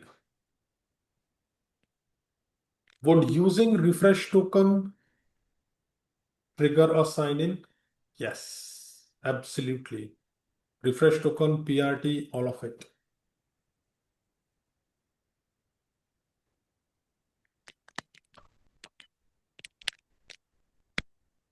Okay. I think I've answered all of the questions. I think so. Yes. Okay. So now the obvious question is, okay, nice. This is cute. But how do we get those access tokens? Many ways. Many ways. Now a comment is, so do all you got to do in an hour. Now the beauty with access token timelines is it's not always 1 hour. It, in certain circumstances, it increases up to 24 hours. It is fantastic. What circumstances? I'll come to that in a moment. Now, how do we get an access token? Hybrid environments and assume breach scenario. Now, this is my favorite part. This is where it doesn't matter how much we talk about cloud. If the target organization has a trusted environment somewhere, you can go ahead and request access tokens from there. You compromise a user's on-prem machine and you simply use their credentials. You can extract them, or you can simply request new access tokens using their credentials. That would rarely trigger any alert at all. At all. So hybrid environments, assume breach scenarios, $5 wrench to the head, anything. Anything. If you are in a trusted environment using any of the methods, traditional, non-traditional, legal, illegal, whatsoever, that is one of the ways. Okay. Phishing attacks. That is something that works, I would say, not always, but a lot of times. Specifically against cloud-only identities. If you know of an organization that is cloud-only or cloud-native, for example, this could be useful.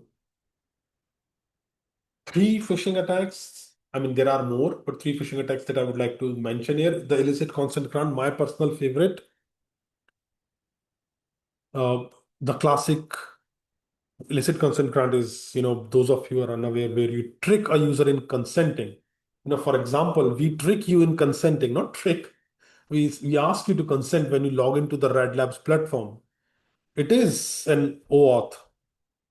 So there is a consent that Google sends you that, okay, would you like to allow this web application to read your username, email, credit card number, CVV, home address, etc. So that is what consent is. So illicit consent grant is basically, creating a malicious app and tricking a user in consenting to it. The attacker in the middle, the classic phishing, evil jinx, that is what it is. And the device code phishing. What is device code phishing? There is also a question about it. Device code phishing is designed to allow devices with limited input capabilities to log in, like your television, your TV. So you would have seen that, you have the Netflix app on your mobile phone and you load it on your smart TV, which is totes not listening to everything that you are saying. So you point it to your smart TV, it shows you a QR code, you scan it with your Netflix app, transfer of authentication takes place, and voila, you're logged in. That is what the device code is for, not device code phishing is for. All right. To allow login to devices with limited input. Now, device code phishing is, of course, tricking users in logging into environments, logging into attacker sent codes. I mean, you send a code, a device code to the user, trick them to log into the device code endpoint, and you get their tokens. Okay. Yes, a fantastic tip is create a block policy for device code phishing in your tenant. Only exclude users that need it. It is a very good tip. In fact, this is so good that I recall a couple of years ago, Microsoft actually pushed a Microsoft managed conditional access policy that was going to stop device code phishing attacks by default, but then they backed out without explaining it. So something probably happened, but that is a very good tip. Thanks for sharing that. Okay. Any questions on the first two, hybrid environments and phishing attacks?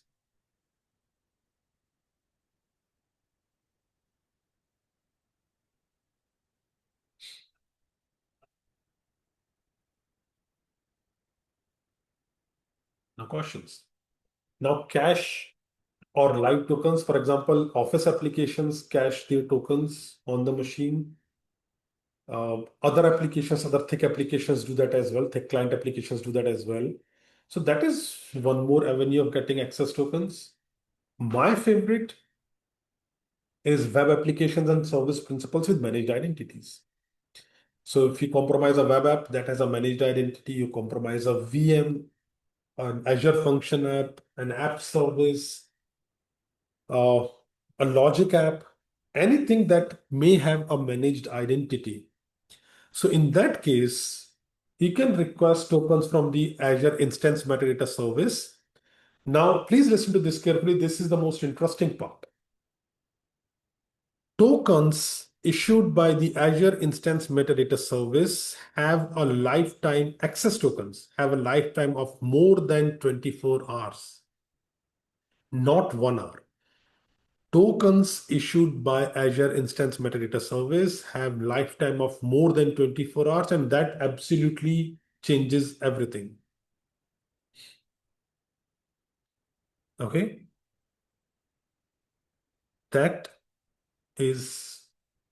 That's why, workload identities.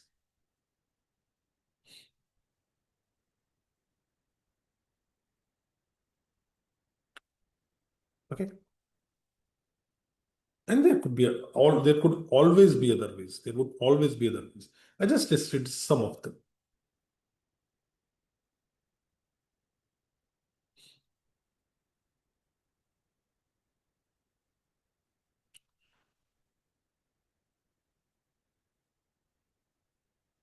Service principals versus managed identities. So there is a request to explain these two. Think of it this way. Managed identities are special type of service principals. So look at them that way. A service principal is, think of it as the service account in Entra ID. Now, managed identity is an identity assigned to an instance of an Azure service, let's say a VM. Now, this managed identity is a type of a service principal. That is why you might have seen them used interchangeably.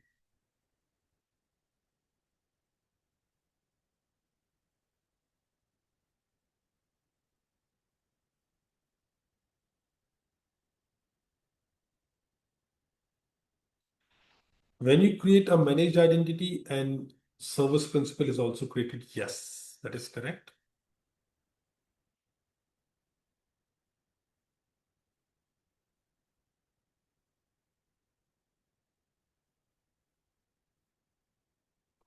No worries, no worries. These are some of the ways to get an access token.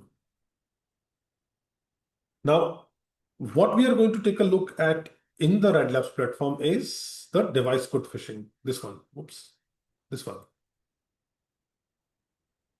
Now, while I was preparing for this webinar, those of you who have done the CARTP or the CARTE or certification courses for Azure Red Teaming, one thing that I noticed is a lot of the students struggle in executing the phishing attack. I'm not going to obviously admit at all that it could be a simulation that fails. No, not saying that. So, so it could be sometimes our simulation. Most of the times it is you who the problem is. So a lot of time what I experienced, what we saw is that even if it is, simply generating a lure and sending it to the user simulation, people struggle with that.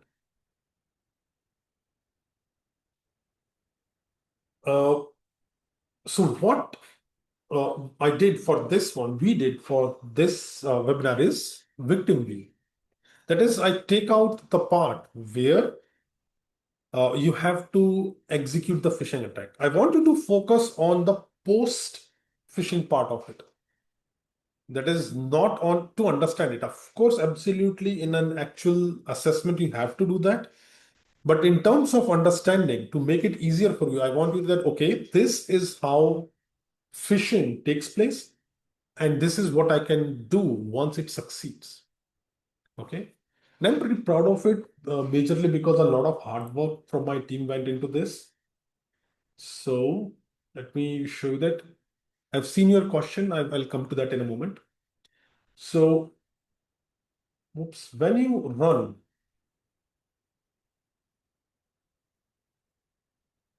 the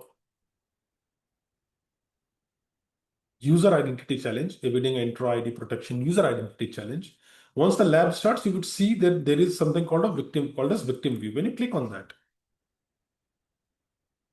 you would see that there is a victim machine visible here. The simulation runs, I believe, every 10 minutes. And I wish I timed it wrong. So now we have to wait sort of 7 minutes. I'll show you that again. So you can literally see the target user opening up a browser, entering their credentials. So what we are doing here, this is how device code phishing works. You generate a device code, trick the user to log into the device code URL. Once the user logs in, which in this case is Kyla, we get their access tokens. We can also get their refresh tokens, but as of now, we are not interested in that. Why? Because sign in.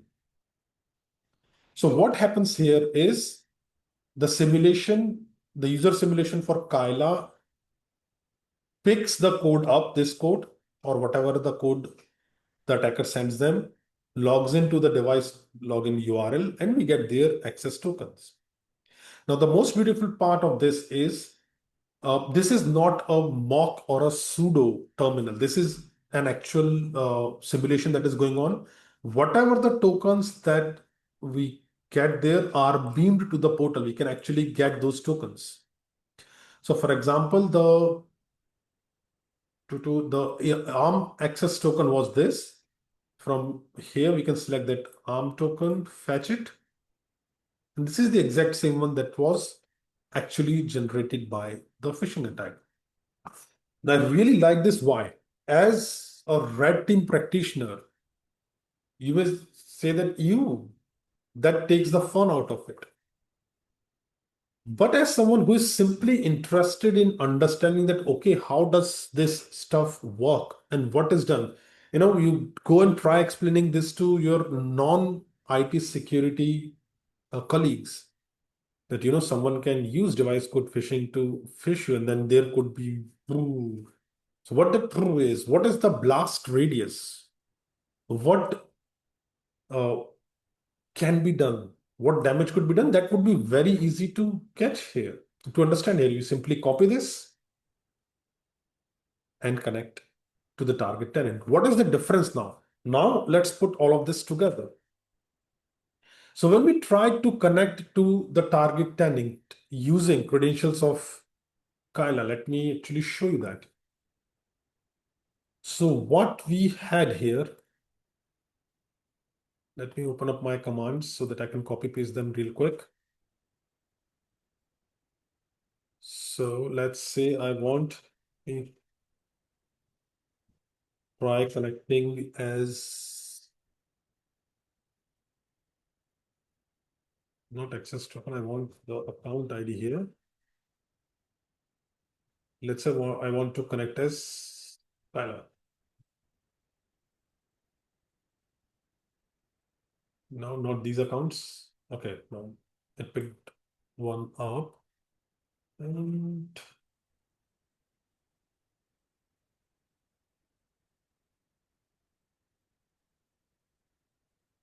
Let me copy the password.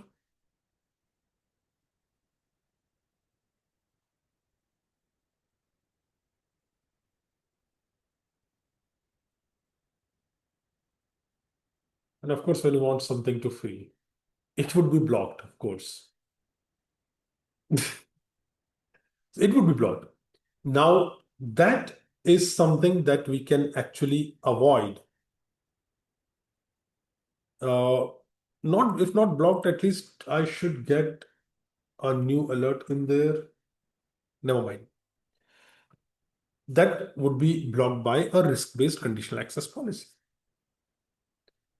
Now, what happens now is if you go to the victim view and you copy the token, let's go fetch the ARM token that was generated by the simulation, that was requested by the simulation. And now let's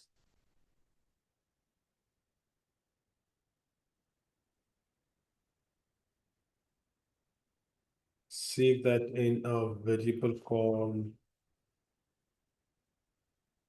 ARM token. And then we can, of course, connect using that token. And then we could proceed with stuff. What stuff? There is a nice story in the lab that is you discover that you have access to a key vault, then you request the key vault token and extract the secret out of it. Okay, that is something I leave to you to try and practice, but that is the whole point of it. That is one of the ways how you get an access token. Okay, does this make sense? Does this look interesting? Specifically, I want your very honest view on the victim view, because if there is a good response to this, if you think that this actually makes sense, we are going to probably have sort of a category of challenges where we use this.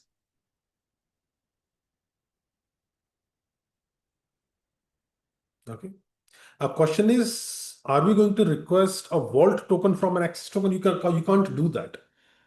We are, to get the key vault token, we are running the attack again. We are running the entire device code phishing again.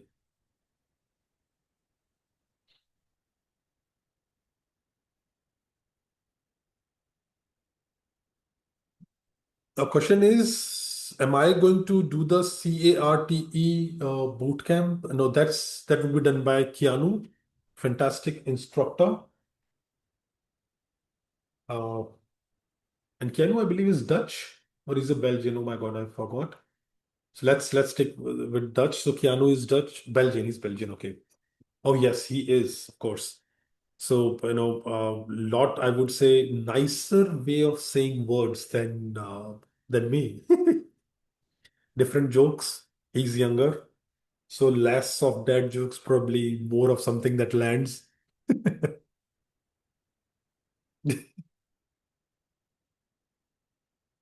Victim view makes a lot of sense. Thank you for saying that. But I'm open to brutal feedback as well. That what kind of stupidity is this? Just wrapped in some nice words.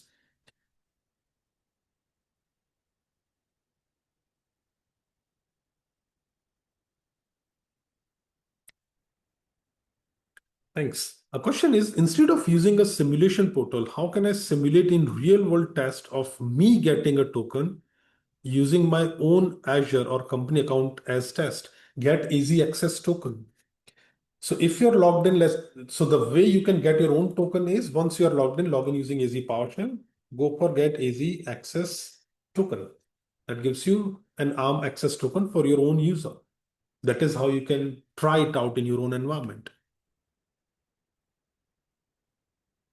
Thank you so much. Thank you so much for the victim view. I'll keep asking for feedback on this for a few more days before we actually sort of roll it out for multiple challenges.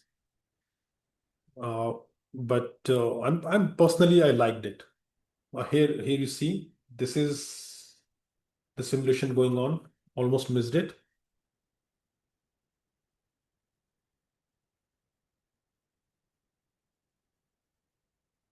A victim clicks the links and opens the browser, enters the code, and then there is a warning that you are logging into this and that. You're logging into easy partial, that is what it says. And of course, the user consents and we get the token.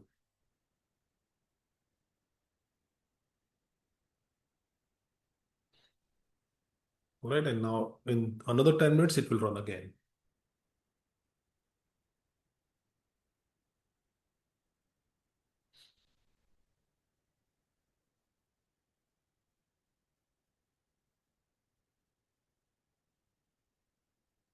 Any other question?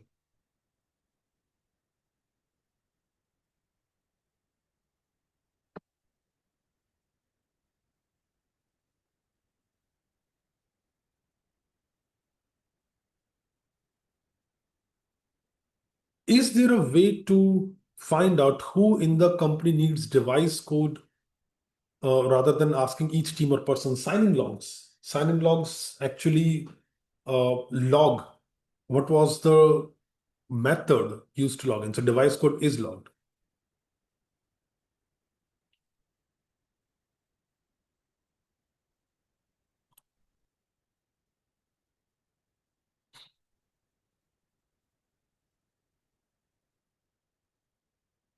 Okay, comment is it correct to assume, a question is it correct to assume that in Entra ID, lateral movement options for a low privilege user are mostly limited to a technique like password spraying or phishing? Uh, no. One very good way to look at that is look at tools like Road Recon and Azure Hound. All right. There are plenty of ways. Plenty. One more way that we discussed was ownership of an application. Now, that is actually, to be honest, one of the more interesting ways. Why? Ownership of an application, as far as I know, cannot be controlled using the PIM, Privileged Identity Management, doesn't show up in any sort of privileged role assignments, and you can still use that. So there are many ways. Ownership of an application, for example, membership of a group, dynamic group, role assignment on Azure resources. What does that mean? Let's say you are a low privileged user, normal user. However, you have the permissions to run commands on a VM. Now that VM has a managed identity attached to it, and that managed identity has higher privileges. Okay, that is something like this. I get to draw a fantastic diagram for you. You're welcome. So what I'm saying is, let's say there is a user. What I'm discussing answer to the question that are privilege escalation opportunities very limited. Now the user is sad. Why? Because the user is a low priv user. Now, the user, and I'm super simplifying this, I'm taking one of the simplest examples. The user can run commands. It can run commands, or they can run commands on, let me be politically correct, they can run commands on a virtual machine. Now, the virtual machine has a managed identity assigned to it. And the managed identity has role, let's say, just for the sake of the discussion, of GA. Now, what does that mean? That means that this low priv user is effectively a global admin. Not so sad now.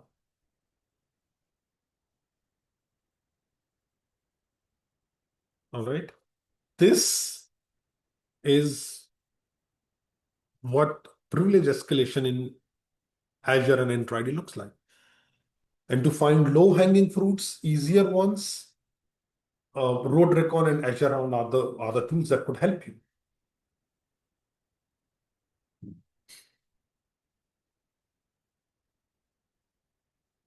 A question is, can you explain it again, please? Sure. So now this user is a low priv user. Low priv means that they do not have any high privilege Entra ID roles. No global admin, no help desk administrator, no privilege authentication administrator. They would not have any role assignment at all. However, they have the capability, they have the role assignment to run commands on an Azure VM. Now that Azure VM has a managed identity assigned to it. Now managed identities can have role assignments. This managed identity has a role assignment of global administrator. So this user can run commands on the VM. Once they are on the VM, once they can run commands, they can simply ask IMDS, please provide me access token for this MI. Any process on the VM can do that. So they would have an access token for this MI, which would have the global administrator role. That way, they effectively have the global administrator role. That is what it is.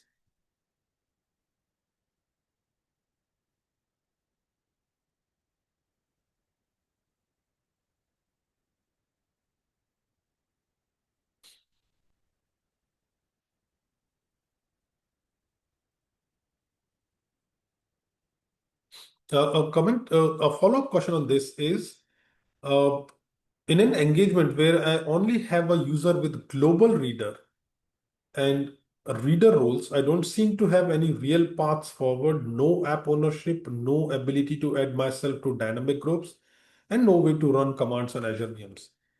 Now, if that is the case, you are victim uh, of an adversarial client.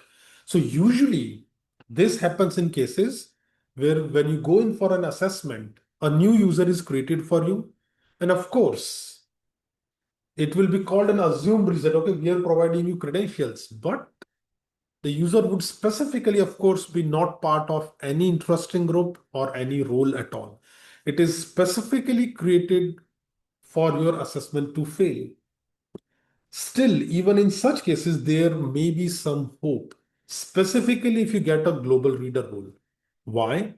A global reader may be able to read some stuff from Entra ID, no credentials though. Would be hard. Would be hard. If you, let's say, for example, have the reader role on all the resource groups as well, you may still get something in the deployment history. But then that becomes a very, corner case. So I believe that if you find yourself in such a condition, that was a trap. It was deliberately created that way. It happens a lot of times. I've been into assessments where there would be a conditional access policy created specifically for the user assigned to us. So in such cases, unfortunately, not a lot to do. Microsoft, to be honest, has worked on a lot on closing older gaps. So if you are boxed in, then no, not a lot that you can do. If you're deliberately boxed in by your customer, not a lot that you could do. It is pretty similar to when in on-prem assessments, you're specifically a network segment is created for you, and you're specifically cut down from the most interesting part of the network. All right, because in an on-prem environment, network is that controls your access. Of course, the identity does it well, but network has a huge part to play in it. But in case of Azure, Microsoft very clearly mentions that identity is the new perimeter. It is because everything is so API-fied that your customers can control with controlling your identity. So in such scenarios, you would be lucky to find something out. However, I can still recommend you running Road Recon, Azure Round, tools like, if I'm pronouncing it correctly, Meister, Monkey 365. These tools that are designed for configuration review, they may actually find uh, a way for you. All right, but it depends. I mean, if you're deliberately boxed in, it's very hard. Now you got right permission. So a question is, what would you recommend as the minimum prerequisites to request from a client? So I would always say, at least, if not global reader, at least reader role on in Entra ID that is a normal user, and a reader on Azure, but you're already getting that. So even if after that the client boxes you in, we can't do anything. That's good enough. If you're getting global reader and a reader on all subscriptions, that allows you to run all the automated enumeration tools that you could think of.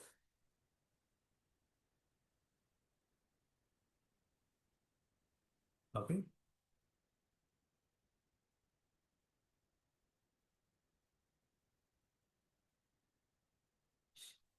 Now back to this. So what we observed was, with the help of the victim view, that is with the help of the device code phishing, we are able to request access tokens, and that allows us to evade any sort of detection or even risk-based conditional access. And that is what we saw the evasion demo for user identity. So what we actually did or followed was, we had a user with compromised credentials. When we access Azure portal using those credentials, using credentials of Kyla, there were two events that happened. One is a risky sign-in is generated or may be generated. And if the risk is consumed by a conditional access policy, we may even be blocked or asked for a second factor of authentication. In any case, access would be blocked. So with the help of device code phishing, we stole a token using the victim view. Using the stolen token, we can actually go ahead. This is the part that I didn't show you deliberately. You try it on your own, solve both the labs and claim your badge. Okay. So once we request the ARM token and the key vault token, you can go ahead, follow this path, find out a resource group that you have access to, find out a key vault there, extract the key vault secret from it, and flag. For the workload identity, what we are doing is a quick recap. We get access to a user who is owner on an application. They add a client secret and then use that client secret to log into the target tenant. That would result in a detection. So here we are providing you an access token in place of asking you to, let's say, access a web application and compromise it and whatsoever. To focus on the task at hand, you can fetch an access token and use it to evade detection. That would be the workload identity. Okay. So the flow for the workload identity is, you get your own user, not a shared user. You log into the Azure portal, register your own MFA, etc. Then you integrate Entra ID. You can use tools like Road Recon for that if you want. And we find out that there is an app registration that the user owns. You add a new client secret to that application and log in using that. Now, when you log in using that client secret, a risky workload identity should be detected. That is the ideal scenario. We hope that you get that detection. All right. However, we have already seen that Entra ID protection is not very good with workload identities, even if there is a clear use of credentials from a new place. But assuming that the detection would be there, how do we avoid it? We fetch an access token. Once again, please keep in mind that we deliberately gave you a button, a fetch access token button, to cut down on that part where you compromise, let's say, a web application or something and get an access token. So you get an access token and use that to access resources. You get access to a storage account. The storage account contains a text file with your flag. That is the workload identity lab. Please keep in mind you have to complete both the labs to claim the badge. Now to sum it up, We have overshot this by 6 minutes, but I think that is acceptable because this is recorded. One thing to keep in mind is, if you would like to take away just one thing from this, not even the access token part, it would be this. Don't be reckless. And you would know, to be honest, when you're reckless, right? For example, just consider this. You get credentials some way, let's say of a user, you get username and password. Now, being reckless means, let's say using password spraying. Password spraying is effective. Even Microsoft got hacked using it a couple of years ago. But password spraying is something that is not supposed to be done against cloud services. That is at least my humble opinion. It may work, but that is not designed for cloud environments. We have we've passed, that era is gone. That era is gone. Right? Once again, it may work. It worked against Microsoft. But don't do this. Don't do it. Desperate time, desperate measures. If you're desperate, nothing else works, go for it. But if you're being reckless, if you're running, let's say, password spraying attacks, or if you're at least not trying geographical proximity, that is, if you have credentials, at least spin up an Azure VM in the same or nearby data center to avoid location-based penalties, location-based conditional access, or anything else that is location-based. All right. Do not run tools that go for repeated requests. For example, a very interesting example is Microburst, a fantastic tool, but it looks like that a lot of detections in Defender for Cloud are basically simply stolen out of Microburst. If you look at the alerts, someone shared the alerts list as well. The detection name includes Microburst. They simply have ripped detections of Microburst. So do not be reckless. Be careful. Operate as a human, not as a script. You would be fine. And that holds true not only for Entra ID protection, that's for all the Microsoft Defender for whatsoever. Right? I've worked again, for example, Microsoft Defender for Cloud, Defender for Endpoint, Defender for Identity, of course, Defender for Entra ID protection. So in all the cases, one thing that stood out was if I'm careful enough, if I respect the detection mechanism, it lets me through. Those of you who have seen Ford and Ferrari, that's what, of course, I forgot the name of the fantastic driver. He says, respect the machine. So you respect the defense. Do not be reckless. Yes, there are stupid bypasses, but just respect the defense a bit. Go through its documentation, go through what is the kind of alerts it looks for, and you would be fine in most of the cases. Okay. That was a general observation and advice. A pointed one or targeted one would be this. Absolutely go for workload identities. This way or that way. All right. User identities in Entra ID are well monitored and reasonably well protected. Go for them if you have nothing else. Workload identities will be your friend for a very long time. I would like to say that for agent identities as well, in my preliminary research, it's a shit show. But I've not written that on the slides because that's not authoritative yet. Why not authoritative? Let me test it in some more real environments. Let me at least try it in multiple lab environments. But agent identities would also be something similar. Probably not as good as workload identities, but something similar.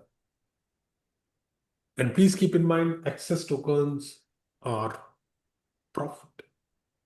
I can tell you that an access token can evade Entra ID protection, can evade Defender for Cloud, most of it. Can evade conditional access policies.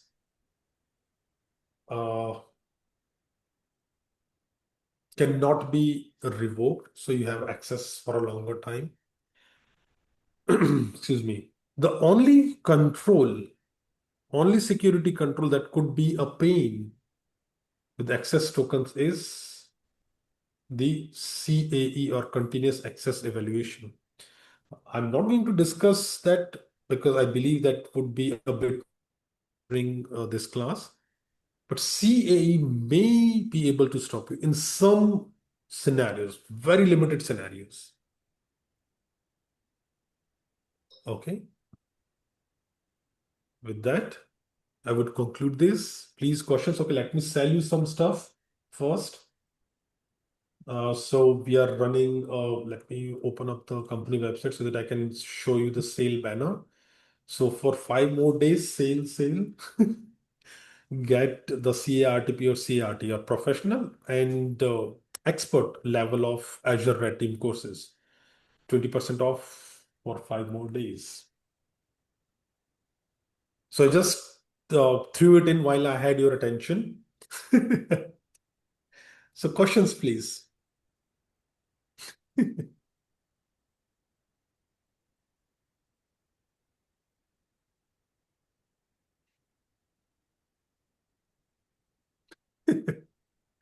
A question is, if I understand correctly, workload identities are better because there is no primary focus on workload identities in the company, and there is needed add-on. Workload identities are applications, service principles. Now ask yourself this: would you be the person who would be responsible for blocking access to something and a web application, something that makes money for your organization? Would you or anyone else would like to be that person? That is why you target workload identities. If something works, once something works, no one wants to touch it again. And you should not, to be honest. I mean, you should make recommendations, but let the top of your organization make a decision on that.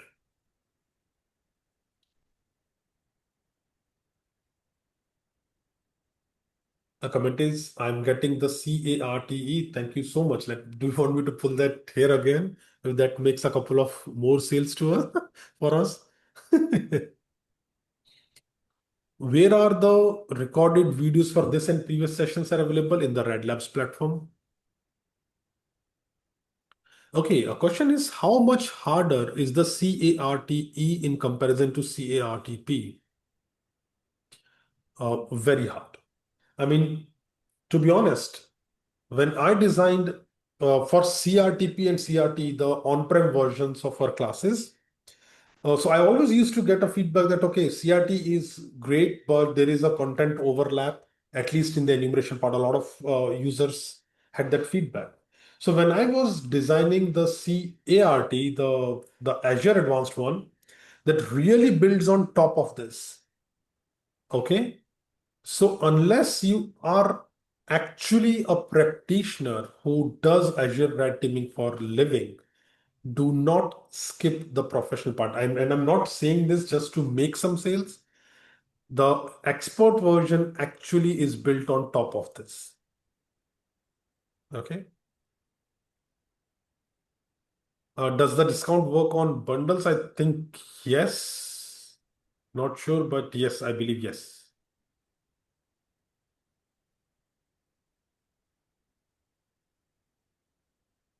Okay, there are some very nice words by someone, so I'll read them out. Very heartwarming.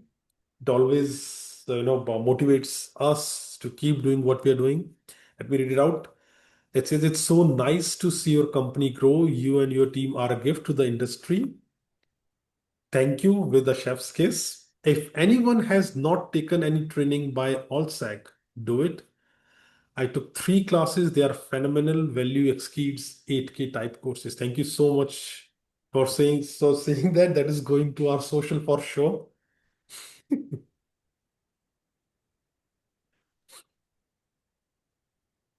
Okay, someone just drew a student discount on my screen. Unfortunately, no. I mean, I really want to, but hear me out when I say this. We go through absolutely engineering nightmares to keep the costs in, I would say, control. For example, recently we have been struggling with the RAM costs. Our server providers actually, of course, didn't absorb the RAM costs because of the AI stuff and passed it on to us. So we do keep running a lot of discounts. Right now we are running it for Azure. In coming months, there would be Hacker Summer. Then we have Diwali discounts. We have Black Friday.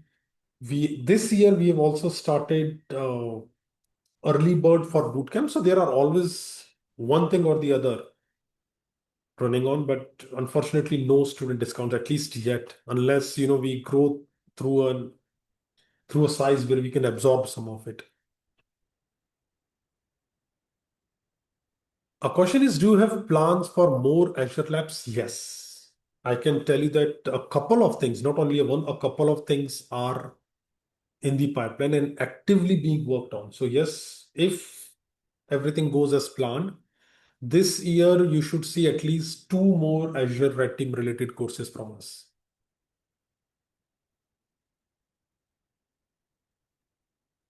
The question is, when was the CARTP last updated? I think the bootcamp was in January, so I always updated it before the bootcamp. So I think in January.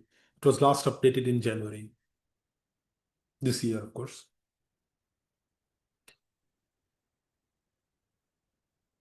Any plans for CARTM? That is the master. I'm not sure if I'm going to call any of the courses master. I mean, I know that I think you have done the CRTM as well, but it's a hard sell. It's a hard sell. Doesn't really make money for us. So I'm not sure if I'm going to call any of them the master, but you never know. I mean, thankfully, because I'm running my own stuff, I can do at least some of the stuff on Vim and on, of course, when you guys ask for it, but not planning to call any of them master yet.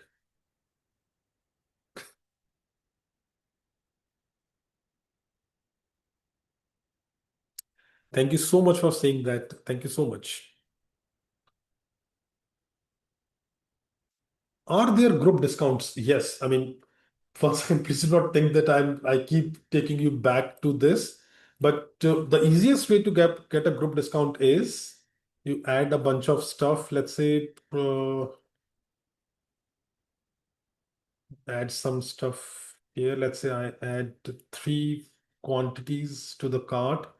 Then when you go to the cart, I think more than, let me remove the coupon here. You get a discount. I think for more than three, you already get it, three or more. So yes, there is a group discount always. And I actively encourage this. We are absolutely fine. I, as a founder, am absolutely fine if people club together and purchase stuff from us. It is absolutely fine. Gives us a sense of recurring revenue or financial security, and you get discounts as well.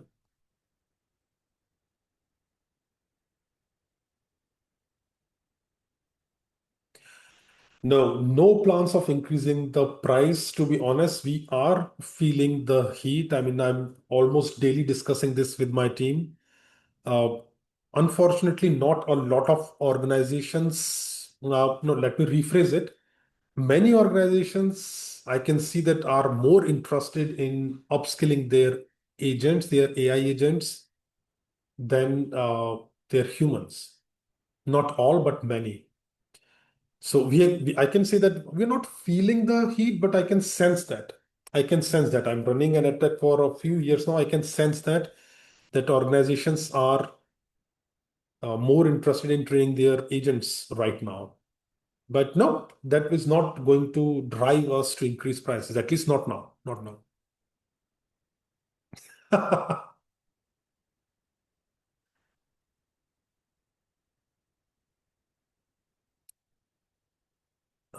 A question is, could you give us a few tools to use to enumerate workload identities. I mean, the MG module is capable enough. I believe we would have a challenge in Red Labs. Check out, I would say, I've not tried them to be honest in a while, but check out the challenges related to Azure AD. That would absolutely have something where you have to uh, enumerate something related to service principal. But Road Recon and Azure Hound or even Ping Castle would also help. I mean, four tools I would say: Road Recon, Azure Hound, Meister, if I'm pronouncing it correctly, and Monkey 365. So that could enumerate workload identities for you. Is the discount not applicable on boot camps? No, because we were running an early bird for the boot camp that expired 10th of April. So no, the current one, the month of Azure Red Teaming doesn't apply on boot camps. It does on demand. Okay. One question that I'm repeatedly looking at is where can we find the previous ones? If you go to the premium labs, for example, the abusing BitLocker key,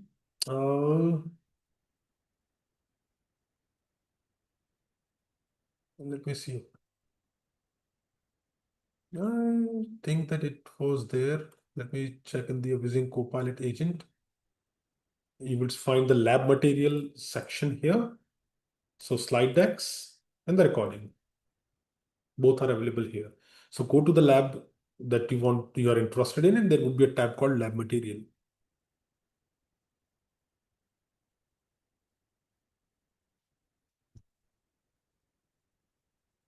All right, so you can find the recordings, etc. here. Also make sure that you complete both the challenges to claim a badge. Yes, we upgraded the UI. Yes. We have been working with renewed focus on the RAD labs. This is also a part of that.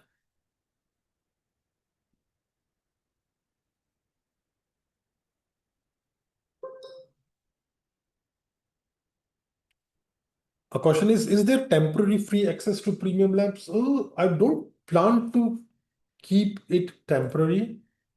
The only sticky point, the only problematic part with the premium labs right now is the AI one, because Microsoft limits how many requests, how many tokens you can consume in a single day. So for this one, we already have a limit built into the platform. No plans of limiting this as of now. As of now, no plans. I mean, to be honest, I could not say this for premium labs forever. It depends on how much money do we burn in running this. So it is entirely possible that one day I may introduce something sort of a subscription here, but not now. Not now. No plans yet.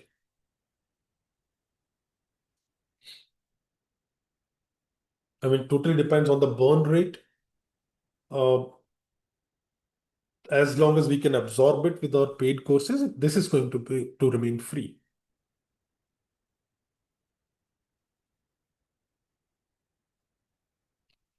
Okay, another question is for the bootcamp in June for the CARTP, when does the on-demand videos get updated? I would say the on-demand videos would get updated if there is a major change. Otherwise, the way we target it is because that takes a lot of, I would say, man hours to split the bootcamp recordings, 4.5 hour bootcamp recordings in meaningful videos. We do not update the videos unless there is a major change, or we just change the updated part. So if you would like to go for the on-demand one, consider it updated. I mean, the attacks absolutely work in live environments.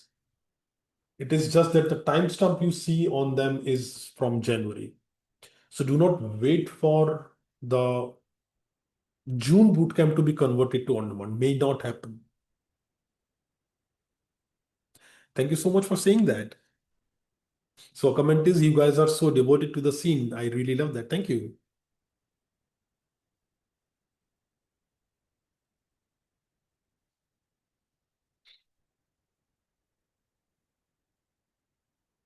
Any other question?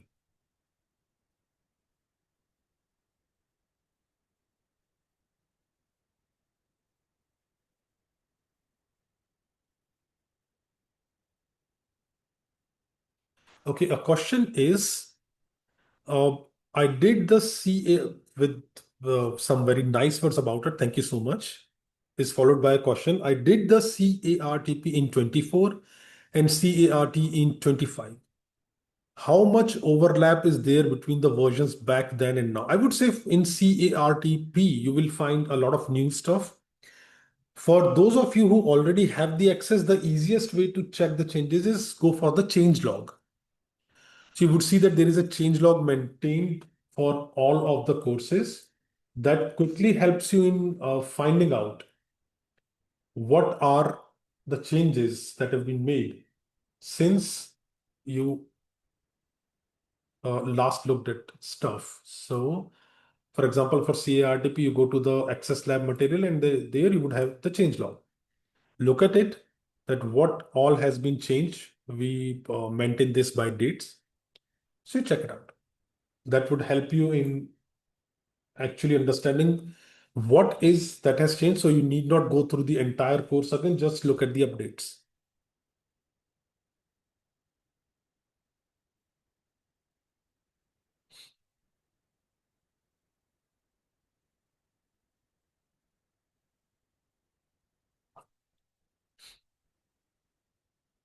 Right? I believe there are no more questions. So let me end this. It was fantastic to do this webinar in the entire month of Azure Red Teaming. The response has been phenomenal. And now I think I'm sort of hooked to run this. I'm not sure. I mean, every few months to reconnect with all of you without having to actually make you pay for it. So let me work out the logistics and we can probably do this a bit more regularly. And I hope that all of you learned something that would be really useful during the month. You apply this. I mean, as an instructor, the most heartwarming part for me is when I see people who once took our courses and they are absolutely killing it. I mean, I like to think that we contributed to their success, which may be true or not, but I mean, it's nice to think good about yourself once in a while. So, yeah, because there are no more questions, let me end this. Thank you so much for making month of Azure Red Teaming a success and absolutely going bonkers on the labs. I mean, it was a nice problem to have. Right, with that. Let me end this one, and I probably see you around on Discord or in some course or at a conference. All right. Till then, bye-bye.